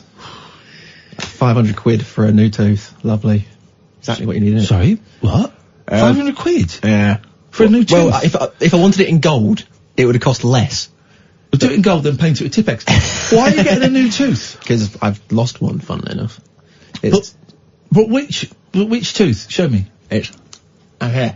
Who cares? Who cares about apparently that? it's an important tooth. What are you talking about? And I can currently feel it shredding my tongue every single time. Okay. I eat. Tongue shredder, huh? Yeah. Oh, okay. So yeah, that's exactly what you want around December, isn't it? 500 quid. Yeah, I know. But yeah, it was 300 quid to have it in gold, but I kind of decided I didn't want to look like a pirate. So, yeah, classic white. How is white cheaper than gold? What is white? Is it sort of ceramic or something? That's baths. I don't know. What is white? I would have thought white was less than gold. Well, I'm assuming it's, well, I don't know. I think your dentist is a conner. Yeah, because I was saying, isn't it with cars, white is the cheapest? Yeah, white is the standard. Do you know anything about this, line 1? May the force be with you. Okay. I'm going to take that as a no. Star Wars is really getting on my nerves at the moment. There's a lot of Star Wars around. The new movie. The Baby Yoda thing. The Baby Yoda. It's the TV series. The new movie's coming. The TV series. There's a new game. I'm just bored of Star Wars now. Yeah. Are you bored of Star Wars, line 2? Yes. Put the phone down. There we go. Doesn't even want to discuss it. Bored of Star Wars. What's your weekend this weekend, Catherine? Father Christmas tomorrow, isn't it? I know it's very early, but... You got to get in there, haven't you? Yeah, I tried to book it at the beginning of October, and all the weekends in December had already been booked up. Mad. You know, it's very difficult when you're seeing the real fella. We know he's the real fella because he's the same one year after year in all the photos. Are you going to get a Christmas tree? Not this weekend. No, but this year? Yeah. Okay. Do you think that's a good idea? What, because of the cat? Yep. She needs to learn. You got something she needs to learn. Yeah, that's how it works. Cut off the bottom, 2 feet of branches, just in case. That's how it works. Your presents are going to be ripped open, your tree is going to be peed on, it is going to be a mess. That tree is going to fall over at least 3 times. Well, I've got a very stable... relationship. Stand. It'll be alright. It's all part of the fun of having a kitten, isn't it? It is all part of the fun. I got some bad news about my kittens. I've had some tests done, and they've come back that they're both idiots. This is really, just really thick kittens. They spend all night attacking the clothes basket. You know, the wicker sort of wash basket. Patty sits on top and attacks it from the top, and George just clings off the side, attacking it from the side all night. And I keep waking up going, babies, come on, I call them babies. I wasn't here. Where do these 2 new ones come from? Because the 2 new cats. Yeah, I get well, that. when a mummy cat and a daddy cat love each other very much. Ages ago, I saw some kittens on Facebook, and someone said, I'm fostering these. If anybody wants them, let me know. And I posted, I'll be up for that, but I was second. And she said, I'm afraid they're gone, but I'll pass your number on to the RSPCA. And I went, okay, well, that's how it's meant to be. Then I forgot about it. And then about 2 weeks ago, the RSPCA, it was just over 2.5 weeks ago, the RSPCA phoned me and said, we've got some kittens in, would you like to come and look at them? And I was like, this is when I had 3 cats, and I was like, I'll go, yeah, sure, I'll go and look at them. Of course I'll go and look at them. And I went and looked, and there was this lovely cat fosterer called Vicky, and she had 6 kittens. And they were tiny. And I've not had a tiny kitten since I was 4. Right? All the other cats I've got have been a bit older. And so there were 3 pairs, 2 black ones, and I thought, I've got black cats already. I feel I've done my part for the black cat community. Then I think there was 2 black and white ones, but then there were these 2 little tabbies, right? And they were so small they could just sit in your hand, and one of them, the boy, had these massive ears, there's fluff coming out of it. And I just went, oh my God, man. I said, I want these 2. And I ended up getting these 2. It's just, I'm just getting worried, because the time before when the 2-week stint I wasn't doing this, Kath got a cat. Yes, it's your turn. I'm worried what's going to happen next time. Can't leave us alone. I'm obsessed, and so for a while I had 5, and then Velvet passed, and so now I've got 4 cats, but it's very tense. So the babies, 2 different gangs. Yeah, the babies like hanging out with the girls who are teenagers now, but the teenagers don't want anything to do with the babies. And I told you, Lucky swiped at George last night while he was having a shit. Oh, now. Just learning his place. Yeah. So, but it's getting better. As I said to you, she's established herself now as the senior member of that family. Well, it's a pat on the back, well done. No. Getting better, as I've had both the babies on me, and then one of the other cats has come and sat with me for a bit and then growled. But George now copies Mucky in that when he's eating his food, he just growls, because that's what she does. She's growling while the babies are trying to eat their food, so he just growls as he's eating all the time. It's the weirdest thing. Cats are the best, man. You got any pets, Sam? I've got a dog. Okay, well, that's a shame. One day you'll realise. Hello, line 1, you're on the wireless. Oh, hello. Hi, it's Mandy. Hello. I wanted to talk about my cat, if that's okay. It's okay. Could you talk into the phone, Mandy? Okay. Oh, hang on. I know it's an odd request, but I'm a bit old-fashioned. No, sorry, I had it on speaker. Sorry about that. Mandy, smack your Silly bottom. me. Smack your bottom. I haven't rang you for a long time. Go on, talk about your cats, Mandy. We're in a cat mood tonight. Oh, well, I got 2 cats. I started with 1. Yeah. And then I felt sorry for the first one. Yeah. And I thought she needs some company. Okay. So And then I got this lovely little boy, Tabby, called him Teddy, and they get on so well. Do they? They have such fun together, yeah. One's, she's a black, she's older than him by about 4 months. Yeah. He's about 3 months. And they get on, because the two girls get on because they're sisters, and the brother and sister get on because they're siblings, but they don't kind of mix very well. Yeah, it will take a couple of weeks. It does take a while because when Teddy first got here, all she would do is hiss at him. Yeah. Make this weird noise at him. So it took a while to settle in. But anyway, they're well and truly settled now. But, I don't know. I live in a flat. I'm now beginning to feel sorry for them, that they're just in a flat. Yeah. And I'm just fed up with them running around, getting into everything of mine, and I can't do anything but move for them. I'll have them. Bless them. I'll have them. No, you can't take any more, Ian. No, because I think you're a bit similar to me. I feel like I can relate to you because I think I filled my life up with them rather than sort out my life. I started to fill up my life. Oh, now we're getting somewhere. So instead of addressing issues that you might have personally, you've bought cats. I bought cats because, funny enough, the day I went to buy Teddy, I had an appointment with my psychiatrist, and I forgot about it completely. And I think that was just I know. So what issues are you talking about then that you're kind of running from?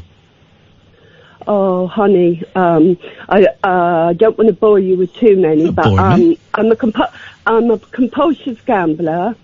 That pisses me off.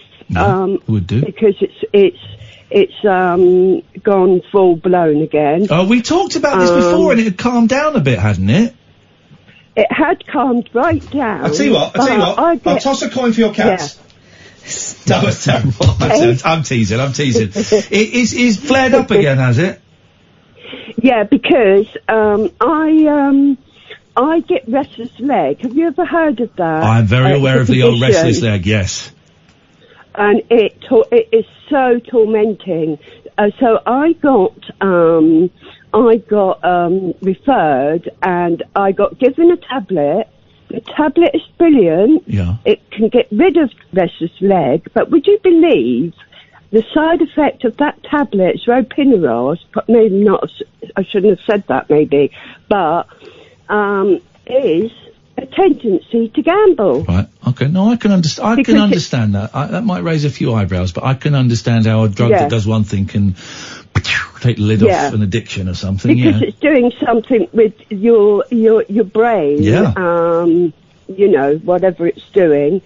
Well, can you not speak to your doctor about maybe trying a different drug? Yeah, but I've just got to wait till February now. Why? Because I missed that appointment. You just have to wait. Oh God! I can't do anything. Okay, so if I may be so bold as to suggest that this reawakening of the gambling is possibly two things, maybe more, but certainly two things I can see. Partly a chemical reaction to the drug that you're taking, but also partly because you kind of still want to gamble a bit. Because you could have made you could have made that psychiatrist appointment. You could have made that. You know that. Yeah, I know. And the problem is, I'm 58, okay? Yeah. And I have an emotional unstable personality disorder. That's what I've been diagnosed with. I'm on long-term sick. I'm a very capable lady in work and things like that. But my problem comes as I come into contact with people, and especially jobs worth. I know it's funny to sort of highlight a section of people, but I can't tolerate them, and I lose my rag with them big time. I just can't cope with them.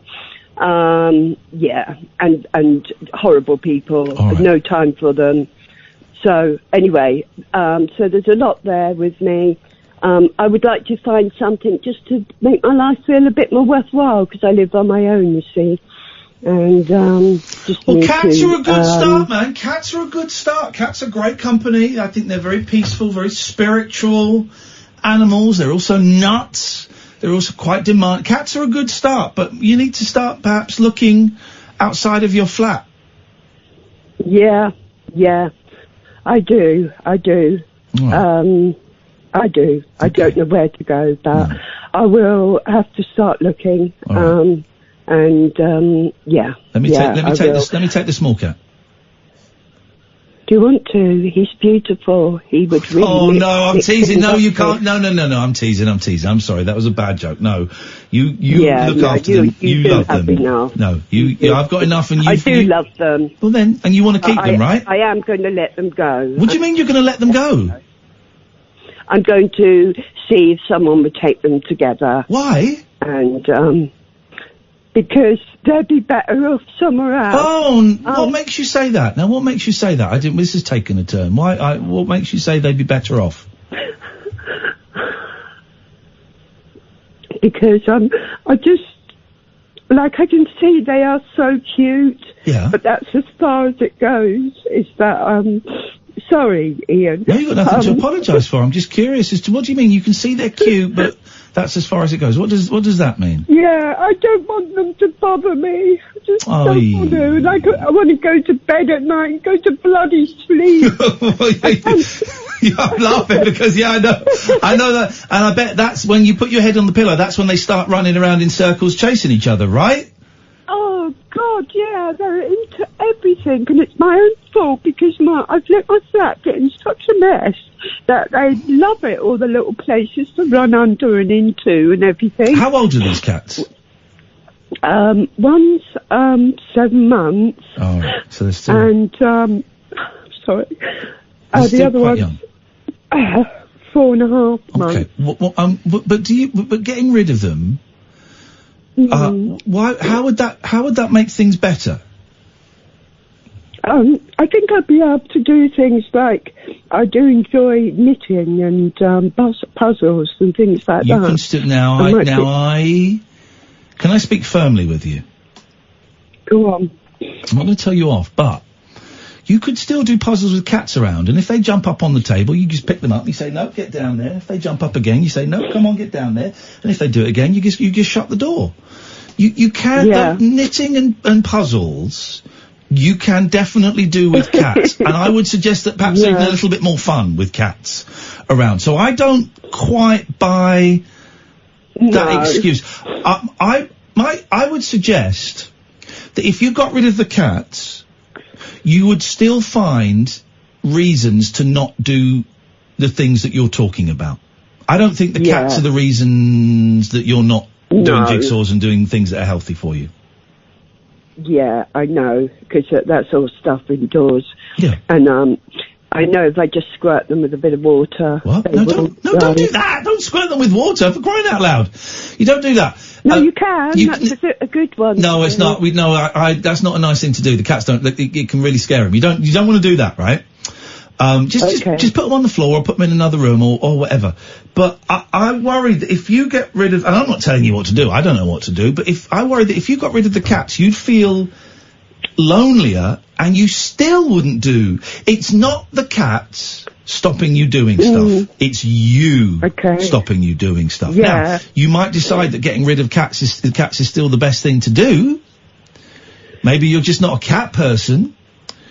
But once you've made that decision, that's it, they're gone. Yeah. So you have to be really sure that that's the right decision for you and for them. Yeah. I might put off the decision because I've had a bad week with gambling and it's probably not the best time to make a decision. Put off the decision. Hey, listen, if you decide that that's what you want to do, get in touch with the RSPCA, get in touch with the Cats Protection. There'll be some groups local to you and they will find excellent homes because that's what they do. But I'd be really worried that you'd phone us up in 6 months going, I miss those cats, and I'm still not doing jigsaws or knitting. Yeah. I think it's the gambling that is stopping you doing those things. Yeah. Yeah, I think so. I think so. And they're not getting out and making contact with people. Yeah, I think for quite a length of time now, where I've become a hermit, basically. Yeah. Whereas before was at least getting out a few times in a week. That's the thing. But I've got pretty lazy with it, I think. It can be tough. I don't know if it's lazy. Thank you for listening to me. Hey, it's my pleasure. So good of you. Give us a call again. And when you say get rid of them, you do mean like you're not going to do anything silly, but you'd give them to the RSPCA or something. Oh God, right. not in a million years. Good. No, I know, but I just had definitely to ask. I know you wouldn't, but I just had to ask. Yeah, I know. It's nice to talk to you. Okay. Just don't be so hard on yourself. All right then. All right. Thank you so much. See you later on. Take care. All right. Bye now. Bye. Gosh, Sam, we'll do the break, and then we'll come back and we'll have a little chat about that. That was that took a little bit of a turn. What a nice lady. Thank you for that call. This is Talk Radio. Jacked up jive talk for janitors, jazz cats, and gin-soaked boys and girls. Is that Commando? If you're awake, you're welcome. I've got 5 cactus needles stuck in my... The Late Night Alternative with Iain Lee on Talk Radio. Beach Boys live at the Royal Hospital, Chelsea. June 2020. You want to go? Let's go. Yeah, I do want to go. Let's go. That was some call there. Thank you for that. There was a lot going on, and it took us took a bit of a journey. I've forgotten the lady's name. Mandy, thank you. She's phoned us before. I didn't realise that she was serious about wanting to get rid of the cats. It's a big responsibility. It's a big old responsibility, and 2 very little cats as well. Yeah, they're hard work. They're hard work, and some people like me and you, that hard work is a joy. But I'm cleaning stinky poo. What the cats do now is I'll get to bed, and then one by one they'll go and do a dump in the litter tray, and it stinks so much. So one does it, I get up and I scoop it out and put it. Next one does it, I get up, and the next one. So just constant. Bit of karma, that though, isn't it? It is a bit, but it's they're hard work, man. They're hard work. Yeah. Not as hard as dogs, I don't think. I think it's a lot easier than dogs, having to have both, but they're not for everyone. But Mandy obviously has a lot of stuff going on. Yeah. Extra stuff. And it's easy to blame the cats for problems that she may be having. When I would suggest that, I don't know, all I can do is speak for me. For me, the cats are a great help, but they won't be for everyone. I get the feeling that, she mentioned that the house is a bit untidy, that things are just overwhelming. Yeah. And so, the cats are an obvious example of extra stuff that she's having to deal with, but... Well, there'll be litter all over the floor. But things are overwhelming because of what's going on inside rather than... I get very overwhelmed by the state of the house. Yeah. My house is a tip right now because of the builders, and I've got tiles and stuff and blah, blah, blah.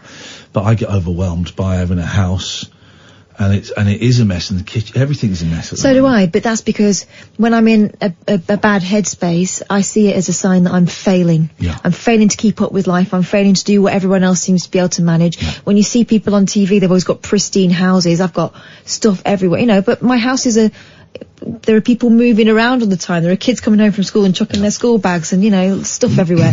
But on a good day, that doesn't bother me. On a bad day, it's a sign that I can't manage. Hang in there, Mandy. Give us a call again, if you want to have a chat. Hello, Line 1. You're on the wireless. Hi, it's Jackie. Hello, Jackie. Hi, just listening to that poor lady with her kittens and things and talking about cats, because, I've got 5 myself. Oh, 5's the magic number. Oh, it is. It's lovely. I mean, you get kittens and things, you're going to have fun and games with them, but they're not kittens for long. No. I say Jasmine, she's lying next to me now. She's 10, so she's getting on a little bit. The other one is lying in the corner.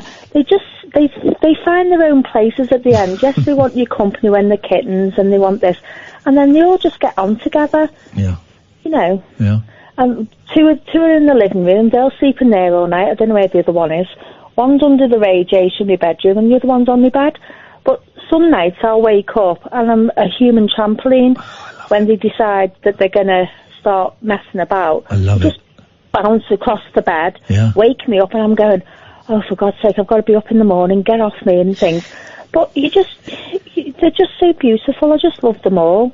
And say the babies, they're not babies for long, and they will get on with each other eventually. Yeah. Yeah, they still have spats every now and then, but that's just what happens when you get cats. That's life. That's what life's all about. It is, yeah.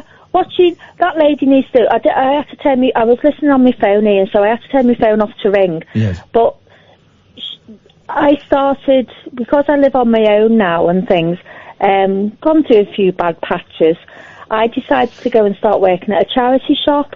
Okay. And I started working there sometime in the spring, early summer, and as a volunteer. I'm now working there 2 days a week as a paid staff. Here we go. I got a job out of it, and I absolutely love it. And Jackie, I even go in. Can I ask you a question? I go in. Go on, yeah. Do you get first dibs on all the good stuff that comes in? Of course you do. Of course you do. Of course we do. But you know what? In our shop, you're the first person that I've spoken to who works in a charity shop that's ever admitted it. They always go, "Oh no, we're not allowed to." Good for you. Well done.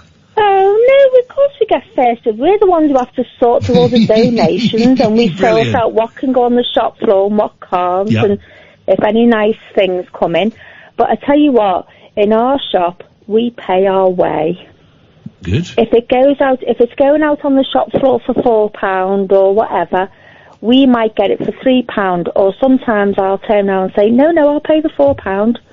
It's well worth it. You know, it could be a nice coat or a nice handbag or a nice pair of shoes. Yeah. And because our charity is community-based and it raises funds for local families and children under 5, we put in, you know, we pay for it.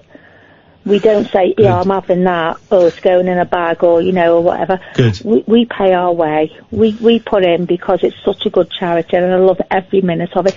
So if that lady needs something to do, go out there and start working for a charity shop. Yeah. Thank you very much indeed. I'm going to go, going up to the news. I got a really, so I posted the podcast of last night's show, or whatever show it was, where it was me crying about Velvet and the anti-Semite. Yes. It's a great call. Great call. Yesterday's podcast, the one went up today. It's great. I posted it on my Facebook page. Someone called Lulu has replied, I cannot stand the term anti-Semitic. What you mean is critical thinker. And basically, anti-Semitic means anyone that argues back with Jews. Wow. Someone that stood against slavery would also have been ridiculed in the days of slavery. I'll stay argumentative, thanks. And then someone says, Lulu, that's not what it means at all, stupid. Go educate yourself. P.S. I would love to hear this call on the show. And Lulu says, go educate myself. Listen up, shithead. You know what you think, not how to think. Do some research on the Rothschilds. Wow, okay, there it is. Which means redcoats, just in case your educated mind doesn't stretch that far. Let's look at, wow, and she's got her banner is a line from Chris Christopherson, from me and Bobby McGee. Okie dokie, Lulu. Well, I'm afraid what we're going to do is we're going to block you from... No, anti-Semitic does not mean... It doesn't... You're talking... She knows. I mean, I was about to type something. Does she know why she knows? Or how she knows? I was about to type something, and then I thought... It's just no point, man. The woman's nuts. Call straight to air. Some show tonight, and that's the way it goes. The first hour's normally a bit funny and a bit of frothy fun. Second hour tends to get a little bit more personal, and the third hour is generally just plain weird. So let's see where we go. This, dear listener, is Talk Radio. The Late Night Alternative with Iain Lee on Talk Radio. We have ways of making you talk.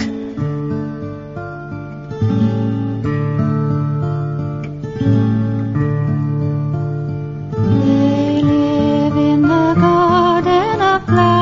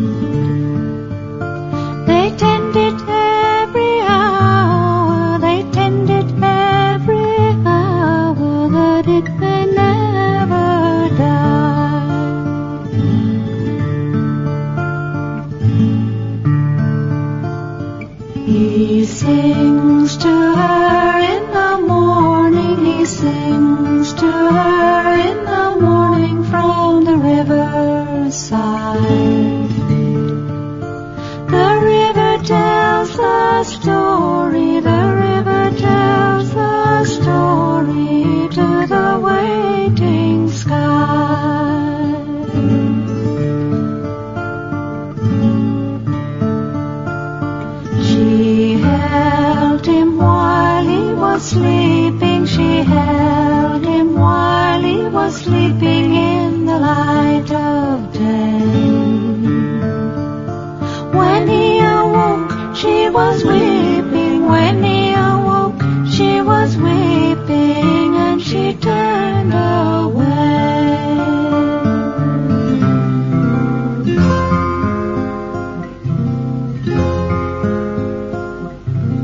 Tears flow into the river, the tears flow into the river through the winter garden. She carries flowers with her, she carries flowers with her, and lays them in his hand.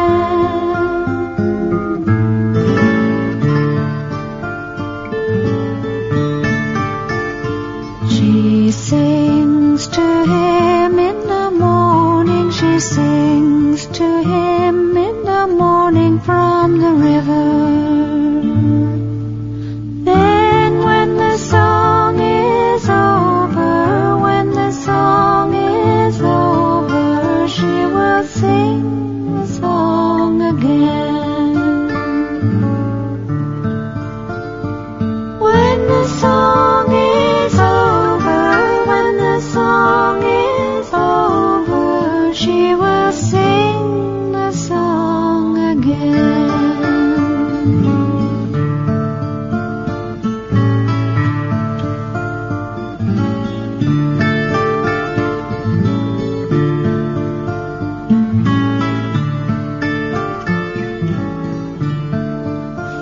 That's not my usual cup of tea. I know it's a little bit mellow for a minute. That's Peggy Seeger. I had a great documentary on 4Extra about Peggy Seeger. Go and check that out. But unfortunately, you'll have to use the awful BBC Sounds app, which is terrible. Bring back the... Hey, listen, I know we're Talk Radio. We can't really diss other radio stations' apps, as ours is absolutely piss poor. What? Why? Who designed our app? Is it like a sixth form college project?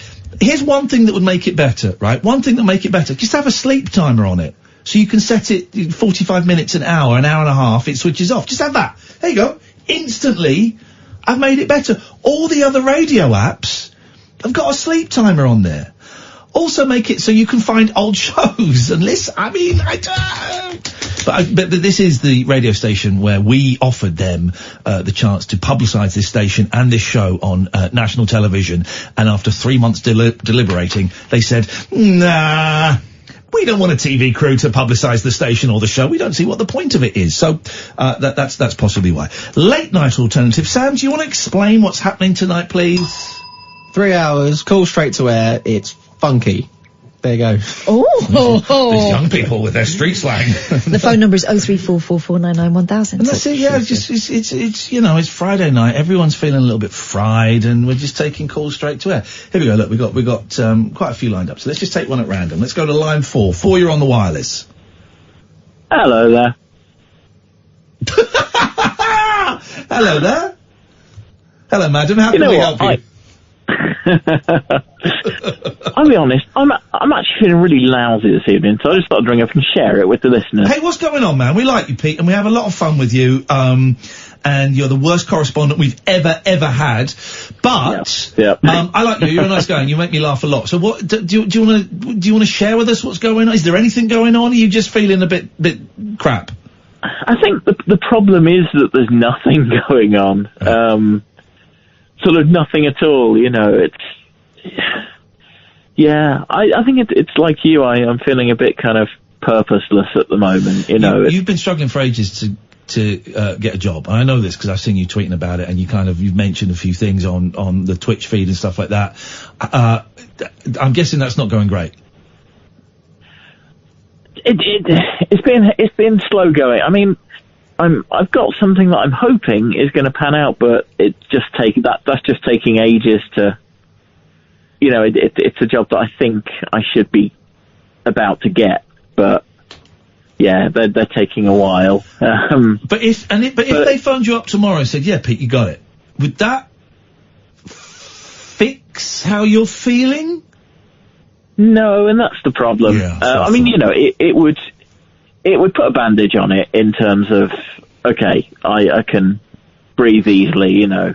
I can, I've still got a bit of redundancy money left. That's now secure, and but yeah, I'm feeling generally unfulfilled. It's like, okay, I get that or some other job, and then what? It's, I don't know. I just thought. No, I feel like I sort of know, because hey, listen, I'm in the dream job. This is it. And I feel really unfulfilled, really, spiritually and artistically unfulfilled. And I got a great job. I get to work with my best friend. I get to work with Sam, who I like a lot. And we have an amazing amount of freedom here. And I'm just, at 3 o'clock on a Tuesday afternoon, I'm sat at home crying, going, but what am I? Yeah. Yeah. It's, when you say about artistically, I totally feel that, I feel like really I've been struggling for the last few years to do something artistically, and it feels like I'm sort of half a lifetime away from the me who was doing stand-up and things. Do you know what you would want to be doing, or is it not even that specific? It's not even that specific. I'd like to, I kind of have an urge to create, but I struggle to actually sit down and create, That's the thing, man. That's the thing. I want to write a book. But it turns out to write a book, you've actually got to sit down. You've got to sit down for hours and type it. Oh, God, I had a contract to write a book at one point, and in the end, I ended up giving them their deposit back. Really? Like this. What was the book about? The Apprentice? No, it was actually going to be sort of around the time they announced that there was going to be a Power Rangers movie. I was like, well, this is something I know a bit about. Yeah. You're a big fan of Power Rangers. I don't say that. I get it. I get being fans of things that other people might go, huh? But you dig the Power Rangers. I do, but it's a really odd thing in that I don't tend to actually watch it in terms of, I sort of have very fond feelings about the stuff that I saw as a kid and sort of a bit older than that. But, the modern stuff, I like a bit of giant robot action, but it doesn't really do it. It's a weird thing in that. I remember seeing someone call you out on Twitter for liking the Power Rangers. Oh yeah, you like the Power Rangers. And you're like, yeah, and it was just a beautiful, yeah, and, so what? Yeah, I like it. I think it's brilliant. Who cares? Yeah. Well, that's it. I mean, and it's difficult because I know it's not brilliant, Who cares? Who cares? But exactly. You like it? I've got, the older I get, and I had this a lot when I was at school, because I used to love the Monkees, and I'd get teased for it, so I hardened up pretty quickly to, and I would tease people as I got older for stuff, but I hardened up pretty quickly, and now at the thing, if it works for you, man, then embrace it. It's like that thing of, what's that phrase for when, you like a song that's shit?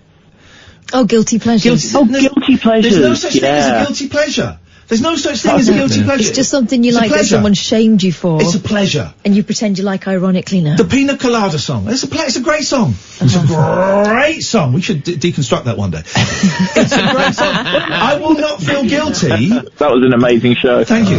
We'll do it again. I will not feel... We only got through the first verse. I know, we did. I will not feel guilty for liking the Pina Colada song. And the same with the Power Rangers, and the same with Batman, and the same with the Monkees, and the same with whatever. I have a question. Who are we trying to be cool for? Yeah, exactly. No one now. Yeah. No one now. I think I realised that when I sort of, because that was kind of a guilty. That wasn't even a guilty pleasure. It was a guilty secret. Yeah. Sort of that I like. I was sort of out about everything else in terms of Doctor Who and Star Trek and things, but that, I remember hiding stuff under my bed, because I'd be embarrassed if my parents found it. There's me hiding Razzle for similar reasons. See, the shame and the fear and the embarrassment. He's putting the Razzle on top of the Power Rangers magazines. Can we do anything to help you? No, I don't think so. I mean, this call has just given me a bit of a boost. I just do we go? Just wanted to talk to Do we go too far without masks off for a second, just for a second, but hold them in your hands. They're going straight back on. Do we go too far with the teasing of you around The Apprentice? Not at all. Masks back on. Good. The worst correspondent we've ever had in our lives. It's outrageous. I mean, you're right. I half watch it at best, mostly. This is Broken Britain right here on the phone now. This is a correspondent, and he half watches it and told us he didn't even like the show. Pete, if you think of any way in I don't know, the next 6 months that we, the three of us here, the holy trinity of me, Katherine and Sam, can help, that's great. If phoning up and just going bruh helps, that's great. And I had a third one that was actually more profound than both those two. And this was a good one. I like pina coladas.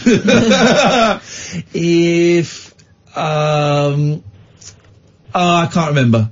But imagine I was going to say something really profound that would probably have solved any issues that you might have. Well. Oh, no, I got it. Here's the thing, right? Here's the thing. This won't solve anything, and you're gonna flush bright red. But I think you're great.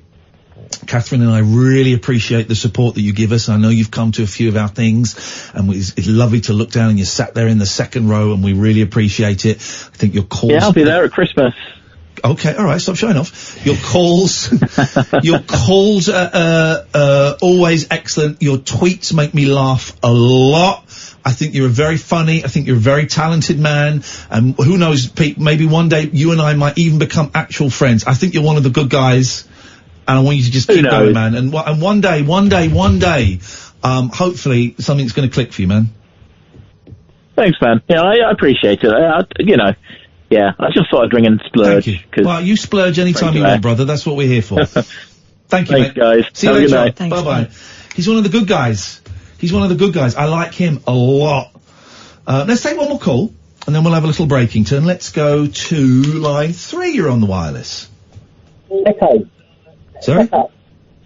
I'll tell my Echo to shut up. I'll tell you to shut up in a minute, Sunshine. Oh, you cheeky monkey. Yeah, I have, is that last bloke gone? Because I'm about 10 seconds behind, aren't I? Why is there an echo on your line? There's regularly... Oh, you've got the Echo now. You've got the Echo. Oh, I had the Echo, but I put a cream on it and it went all the way. Thank you. What can I do for you, madam? You were telling the last bloke off for being the absolute worst correspondent of all time. Yes, sir. I'm the official Twitter correspondent, and I've never done it. And you're even better. But you're still better than Pete at the Apprentice correspondent. Well, right, hang on a second. Hang on. Stay where. Oh, I've got to remember how to do this. Hang on. Oh, I've done this for ages. Right, it's Danny. So it's time now for our Twitter correspondent update with Danny. That's Danny.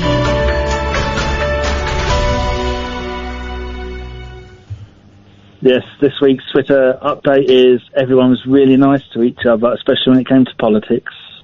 That was this week's Twitter correspondent update with Danny. That's Danny. One more time for luck. Danny.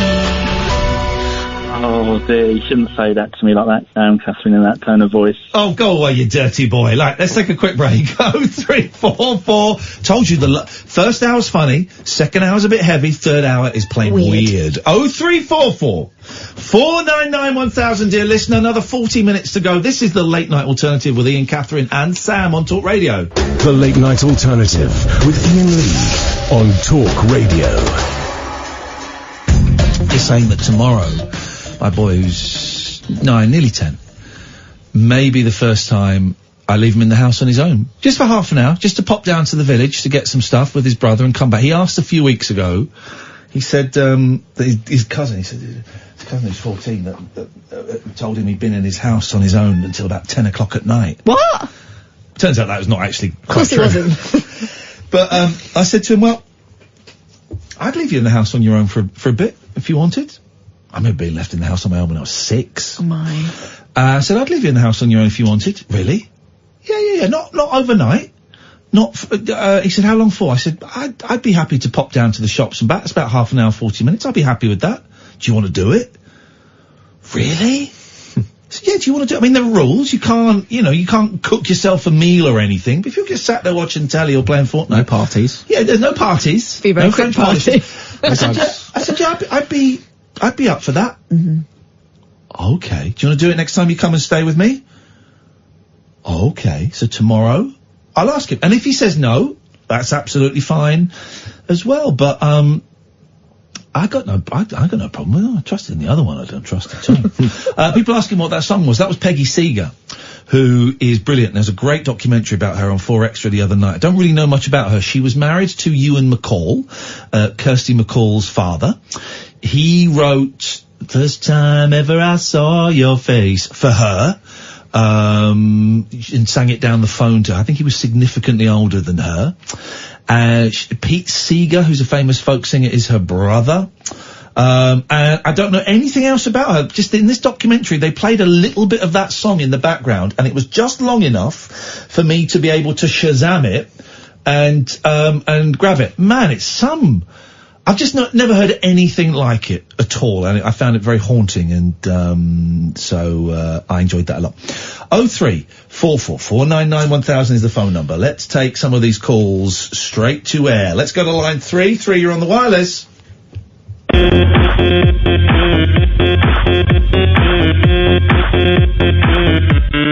알랑가 몰라 왜 화끈해야 하는 건지 알랑가 몰라 we like party hey 있잖아 마리아 너가 듣고픈 말 하고픈 게 난데 마리아 damn girl you so sexy Damn girl, you can what? Something about you being sexy.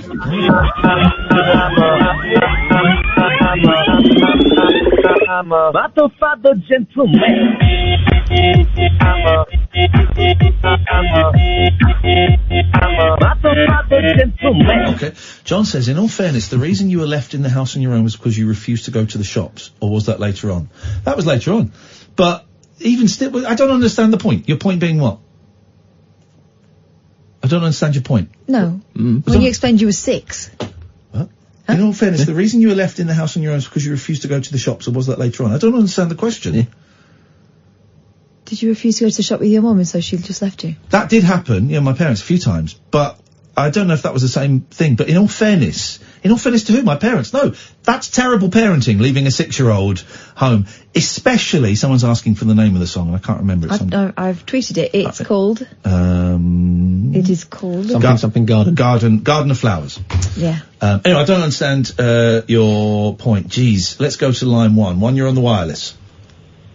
Hi, Ian. Hello there.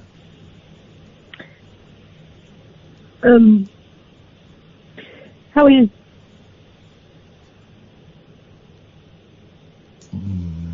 I'm really sad. Yeah, I'm sorry to hear about Velvet. Yeah. Sounds one of my worst nightmares, put it that way. Sucky. Anyway, what can we do for you tonight?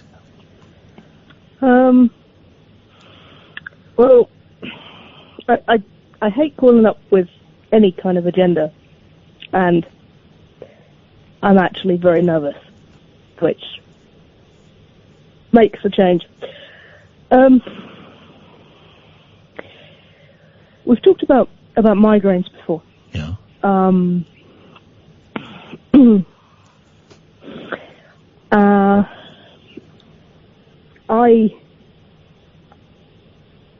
I've had a migraine daily for the last 24 days. Gosh. And I wouldn't ring you to ask for medical advice, and I wouldn't ring you for sympathy or anything like that. It wouldn't really be. Have you been to the doctor? Cross my mind. Sorry, Ian. Have you been to the doctor? Yes. Medically, the standpoint is to refer me to a neurologist. They aren't entirely sure of the cause. It could be multiple of things. I am worried that it might be being caused by rebound headaches, which can be caused by medication overuse. In my case, an abortive medication, prescription medication given at the early onset of a migraine. Something like that, the medical advice is to take, dependent on medication, between 5 to 10 days in a month. Okay. If taken more than that, can cause rebound headaches. Right.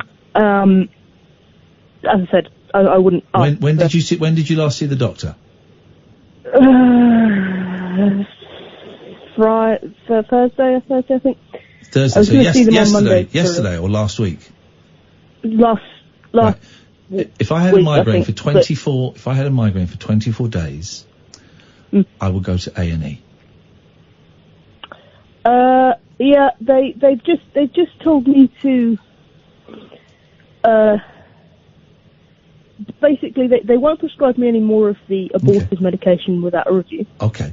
All I can say is if I had a migraine for 24 days, and I'd last seen the doctor 8 days ago, I would go to A&E. I've been to A&E with migraines before, and I would suggest that that's what you do right now.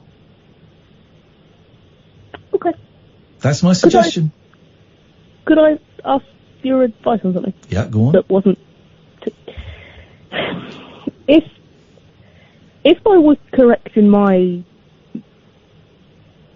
presumption that it might be medication overuse, and therefore I might be assuming some self-blame, how would one go about dealing with levels of guilt and shame? That's irrelevant. That's irrelevant at this precise second in time. The thing you need to do is to get the migraine sorted, because you cannot think clearly while you have a migraine. I know that when I have them, and I haven't had one for maybe 2 or 3 years now, I've come close, but I've managed to stop them. But when I have them, my self-loathing is raised to a ridiculously high level, and I wish I was dead. I wish I was dead. And if there was a button I could push that would kill me, I would push it there and then. I've had it many, many times. So I do not trust any of my thoughts when I have a migraine. And my migraines at worst last 3 days. At the very worst. Normally they last a day, but sometimes they last 3 days. You've had 12, 7, 14, 21. You've had 3.5 weeks of migraine. So your thinking is all over the place. So forget the shame, forget the guilt, forget all of that. I really suggest you get a taxi and you go to A&E and you tell them you've had a migraine for 24 days. Okay. Got my fingers crossed for you, Giselle. Thanks, and I hope you feel better. Thank you. I'll be all right. You go and get yourself sorted out. Thank you. Migraines are the worst. Although I hear the cluster headache gang have got a little bit to say about that. I want the cluster headache gang and the migraine gang to have a war. Let's see who's in the most pain. Hang in there, Giselle. Flipping horrible. 24 days, that ain't good. Doesn't matter if you took. Here's the thing: if you've got migraine because you took Class A drugs, it doesn't matter. If you had it for 24 days, you need to go to A&E, and who knows what they might do. But that's very, very long time. Let's go to line 3. You're on the wireless. Good evening. It's Dracula here. Good evening, Iain Lee and Katherine. Oh. How are you tonight? Oh, shitting myself. I've got the willies. Kath's got the willies right up her. I have. Well, I said to Betty I don't like Dracula very much. You don't like Dracula? Nigel, Sam's here. Do Dracula on Sam. Pardon? Sam is in the studio with us. Do Dracula on Sam. Yes. I don't get scared. No, go on, do it. Oh, yes. Good evening, Sam. It's Dracula here. Ha, ha, ha, ha, ha. I don't like it. It's very macabre. It's terrifying. Good evening, ladies and gentlemen of the press. You absolute prune. That was a boner, wasn't it? Yes, man. That was a boner. That was a boner? Yeah. Okay. What can we do for you, Dracula? I did ring up earlier to try and do a song earlier, but I couldn't get. No one would answer the switchboard. There you go. That's life. The switchboard wouldn't Let's see answer. if I can see who's phoning in. If Sam's on, he should have recognised me. No, I'm here, Nigel. Sam's in the studio. He's been in with the studio with us all night. It's a I don't special know why I treat for couldn't him. get through. It's his Christmas It's just present. time to 11. Pardon? It's his Christmas present as he gets to sit next to the talent, me and Kath. And I throw him the occasional Malteser. I asked for a pony, but this all I got. You can stroke the pony later, right? The signal's not very good, is it? The signal's great. Oh, is it better now than it was before? Yeah. Oh. Yeah, so what have you been up to today, Ian? I had piss coming through my ceiling. The what's coming through? The water? Urine. Wee. Oh. So you had to get someone in to stop it then? I had to stop pissing on the floor above. Yes, That's not very, you shouldn't swear on the radio. You shouldn't swear on the radio. It's a shitty No, thing to do. you're the only man that swears on the radio. Yeah, well, but yeah, no, I had urine coming through my kitchen ceiling, which was not pleasant. Yes. And I'm walking around in bare feet in it. Imagine. Nice soft skin. So you had a urine leak? He's doing a joke. Nigel, you're in trouble. Pardon? Okay. What have you been up to today, Nigel? Oh, I just went out shopping. I overslept midday and I didn't go. I went out shopping and got back before it was dark. Good. Get dark. It was dark at 4:15 tonight. Yeah, it does get. Well, the sun didn't come out all day, did it? I think that's because Dracula was around. Maybe we've got it wrong, and maybe it was night time today, and now it's morning. Huh? Yeah. That's possible. That happens nice sometimes. To see some sunshine, wouldn't it? Yeah, it'd be nice to see a little bit. So it'll be nice to be on a hammock on a beach somewhere right now. Sunshine of my life. That's what I'll always be around you. You are the apple of my ass. That's where I'll always be around you. Whenever I don't know the words. I'd like to be in Hawaii. I've been at Hawaii just before Christmas, and Hawaii's great. It's 82 degrees all the year round. This doesn't fluctuate. The most it'll fluctuate is 81, 83, but that's it. And I was lucky enough to do some filming there a few years ago. I think I came back on like the 22nd or 3rd of December. And it's wonderful being on the beach, having milkshakes, but they've got a Christmas tree. Don't they have a winter there then? No, it's 82 degrees all year round. Lush green scenery, wonderful beaches. Hawaii? Hawaii. Is it very far from America? You have to fly all the way to the other side of America, right, to like San Francisco or LA, which is miles away. Then you've got to fly for like another 10 hours to get to Hawaii. It is... Have you been, Sam? No, I've been to Easter Island, which is... Right, like, have you? Yeah, just slightly worse. What was that They like? get a lot of storms there. I bet they get a lot of those bad hurricanes. I bet they do. Go on, what was Easter Island like? Is that the one with the big heads? Wow. Went too long, just the same thing. Is it not a lot going on there? How long were you there for? Just a lot of heads, 10 days. 10 days to see heads. That's a long time. That's too much. That's a day. What do you do for the other 9 days? Give head, I suppose. Oh, stop it! Yes, Nigel. Would you like the Michael Jackson song then? Michael Jackson song? Yeah, but can you do it? Because we had it like medium pace, then we had it slow. I'd like to hear it really, you know, with a real bit of a swing to I just get my glass. I just got to get my glasses on so I don't can see the words properly. Yeah, okay, I'm going to have some Maltesers while you're doing it. I've got bad eyesight now. Yeah, oh, well, that will happen, won't it? It'll fall off eventually. Oh, because I've got older, you see. Yep. I'm quite old now. You're very old, man. How are your ribs? How's my what? How are your ribs? Your ribs. Your ribs. Oh, it's much better, thank you. Is it better now? Is it better? I can hardly notice it when all of a sudden it did. Yeah. Let's have the Michael Jackson song done fast. I'm still taking the painkillers because I've got a bad hips anyway, so I still need them for the hips. There we go then, I'll do this song. Do you know the song by, the man that goes, it's hip to be square, bum, ba-ba-da-da. Do you know that song? Yeah, so in that type of rhythm, yeah. He's a friend of mine, Huey Lewis. Huey Lewis is? No, a friend of mine. What, the Huey Lewis that did those famous songs. You know the News? It's him. It's the same guy. Yes, I'm going. Oh, you have to bet him in America then. No. Go on then, Nigel. Let's have Michael Jackson at a really fast tempo, so it's done quick. 1, 2, 3, 4. Can't forget.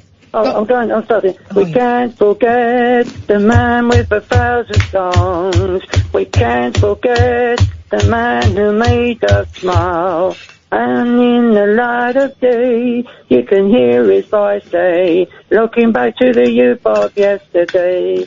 Look inside the man with a heart of gold. Thinks like a child, that's what I'm told. The greatest entertainer in the world, I say.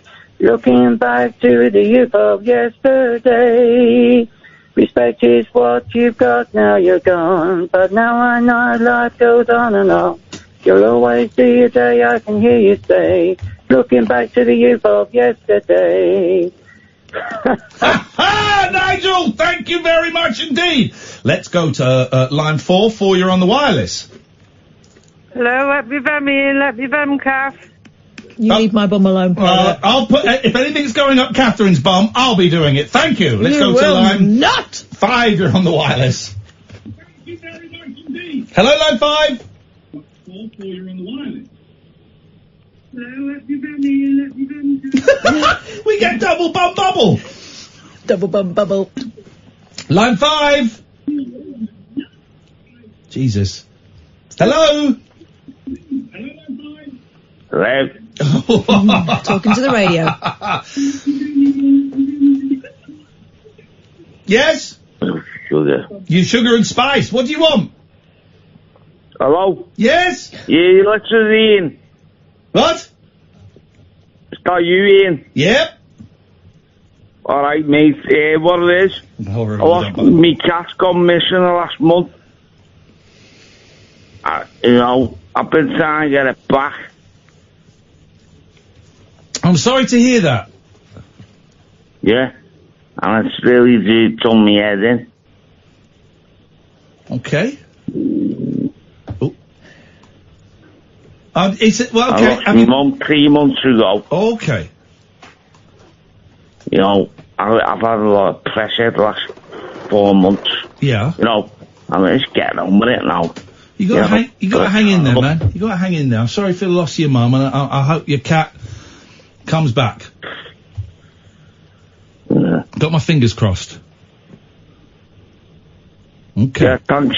Thank you very much. Thank you. You look after yourself, man. Thank you very much indeed. Let's go to line 3. 3, you're in the wireless. Gloria Honeyfoot. Gloria Honeyfoot. Gloria Honeyfoot. Gloria Honeyfoot. Gloria Honeyfoot. Gloria Honeyfoot. Gloria Honeyfoot. Imagination. Gloria Honeyfoot. Gloria Honeyfoot. Gloria Honeyfoot. Gloria Honeyfoot. Gloria Honeyfoot. Gloria Honeyfoot. Gloria Honeyfoot. Imagination. Cowards. Gloria Honeyfoot. Imagination. Felix Cowards. Okay, that was probably the best call of the night, if I'm completely honest. Let's go one more, then we'll have a break. Line 1, you're on the wireless. Good evening, Ian. Good evening, Catherine. Good evening, Sam. Good evening. Caller. What can we do for you tonight? Well, I just wanted to say thank you for the Brighton show and for meeting me at the Brighton show. It was very good to meet you and Catherine. Oh, that Brighton show. My God. My God, Miss Jones. That Brighton show will be uploaded as a podcast in a few weeks. My God. It's the most uncomfortable... Did you hear about the Brighton show, Sam? Bloody awful. The most uncomfortable evening I've ever been at, and I was the one on stage with my mate. It was awful, but it'll go out. We'll put it out as a podcast. We will go out as a podcast soon. Yeah, because if we had to cringe through it, so do you. Yeah. I think it's a great bit of social commentary on how some people can be asses. Yeah, it was very nice to meet you both. You're very kind and very complimentary of me. You're a handsome man. You're a lot more handsome than you give yourself. You're tiny. I mean, but he's not the same height as me. Exactly, which for any normal human being is minute. But you're slim and you're handsome. Good things come in small packages. Cass, small package out of it. Didn't think you could see it. What do you want, Jimmy? What do you want? Well, I've got a couple of things. I have got a quiz, but... Oh, Jesus. You know, you're talking about your cats. Yes. And them leaving smells. Yes. Of the litter tray. Yes. Have you tried to toilet train them? No. You can get that thing. No, not doing it. That's I too saw weird. someone trying on YouTube, and it led to I mean, just mayhem. There was shit everywhere. I'm not doing it. How about using a bit of VI poo? You could use a bit of VI poo, but you can train cats to sit on toilets and go and do a dump. You have to get a special seat, but I can't be bothered. This is the thing, my sister managed to train a couple of her cats successfully, and I looked after her house, stayed there for a couple of nights while she was on holiday, and during the night, one night, I walked in on one of them, just having a poo. Reading a paper. They were just staring at me. Well, not at me, but they were staring. But, yeah, it was a bit odd. I will not be good, doing though. it. Thanks. Get to the quiz, man, for crying out loud. I've got to go to a break, and I'll go home. I've given up on the show now. I've got a brand new quiz. Just do it then. Just do it. It's called Sunscreen or Sunburn. Okay. All right? So I'm going to read lyrics, and if you say sunscreen, that means you think they're from the Sunscreen song. Okay, which I know inside out. Or Sunburn if you don't. Okay, yeah, go. Well. Okay, so number one. Do you know the Sunscreen song? Hang on, shut up. Do you know the Sunscreen song, Sam? I don't know. Okay. I don't think so. Okay. Sing it. It's rubbish. It's just talking. When you meet people, be nice to them. Hold that girl's hand and tell her you love her. And always wear sunscreen. It's pretty good. Yeah, definitely don't know. Baz Luhrmann, wouldn't it? Go. So, number one, get plenty of calcium. Sunscreen. Sunscreen or sunburn? Sunscreen. Sunburn. Sunscreen. I know the song. I know the song inside out. Right, well, I'll do... okay. Number two, enjoy your body. Sunburn. Sunscreen. Sunscreen, that's actually in the song. Number three, stroke animals. Sunburn. Sunscreen or sunburn? Sunburn. Yep, sunburn, correct. Obviously. Next one, embrace the beauty of silence. Sunscreen. Green. Sunburn, I've just made that up. Incorrect. It's in the song. Incorrect. No, it isn't. Incorrect. I've just made it up. Incorrect. You're incorrect. Don't be a bad loser, Ian. No, I'm not being a bad loser. He's been a bad quizmaster. He's Number being a quiz bastard. Number five, it's okay to eat sugar sometimes. Sunburn. Burn.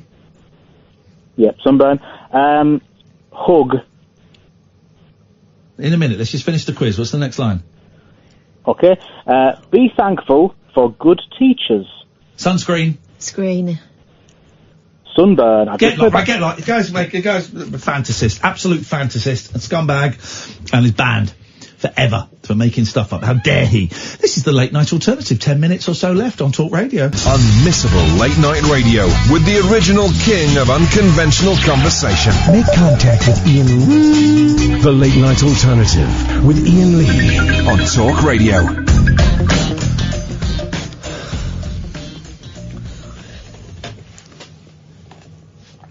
Let's just chill out for a bit, shall we? You got glasses on tonight. I like your glasses. Thanks. It's Velma, isn't it? Hello? Jinkies. Sorry? Jinkies. Oh, I thought you said something. No. I thought you did the melting pot line. Oh, I've never.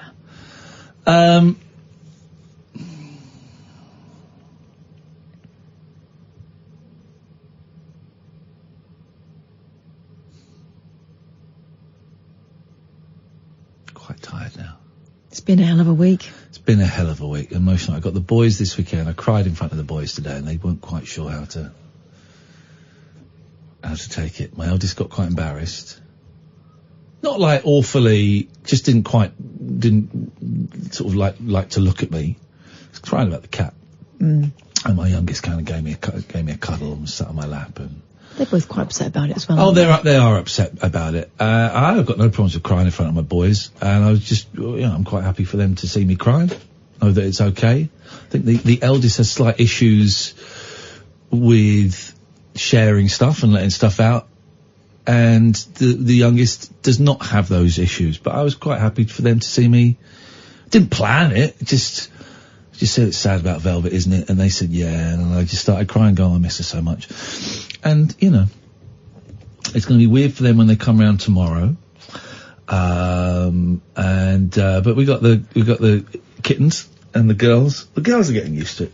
The girls going, we said we got a rush of phone calls. Sorry, there's me chatting away. Let's go to line 4. You're on the wireless. Hello. It's Martha, my dear, but I can't hear it very well.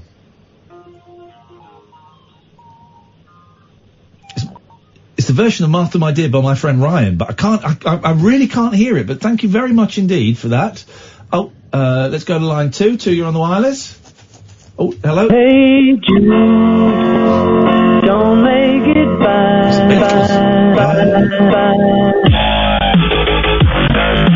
Yes, sir.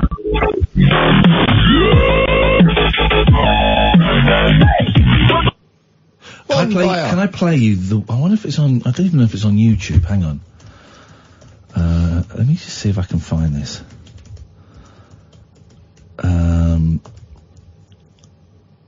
No. David Jones did a remix of Daydream Believer, and it is the worst. It's the worst thing you've ever heard in your life. But I don't think I've got it on here. I don't think it's David Jones, Daydream Believer. Let me try remix.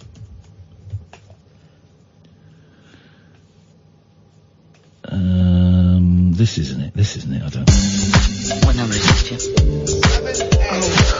This isn't it. This is actually already. This is better than the original. No, shut your face.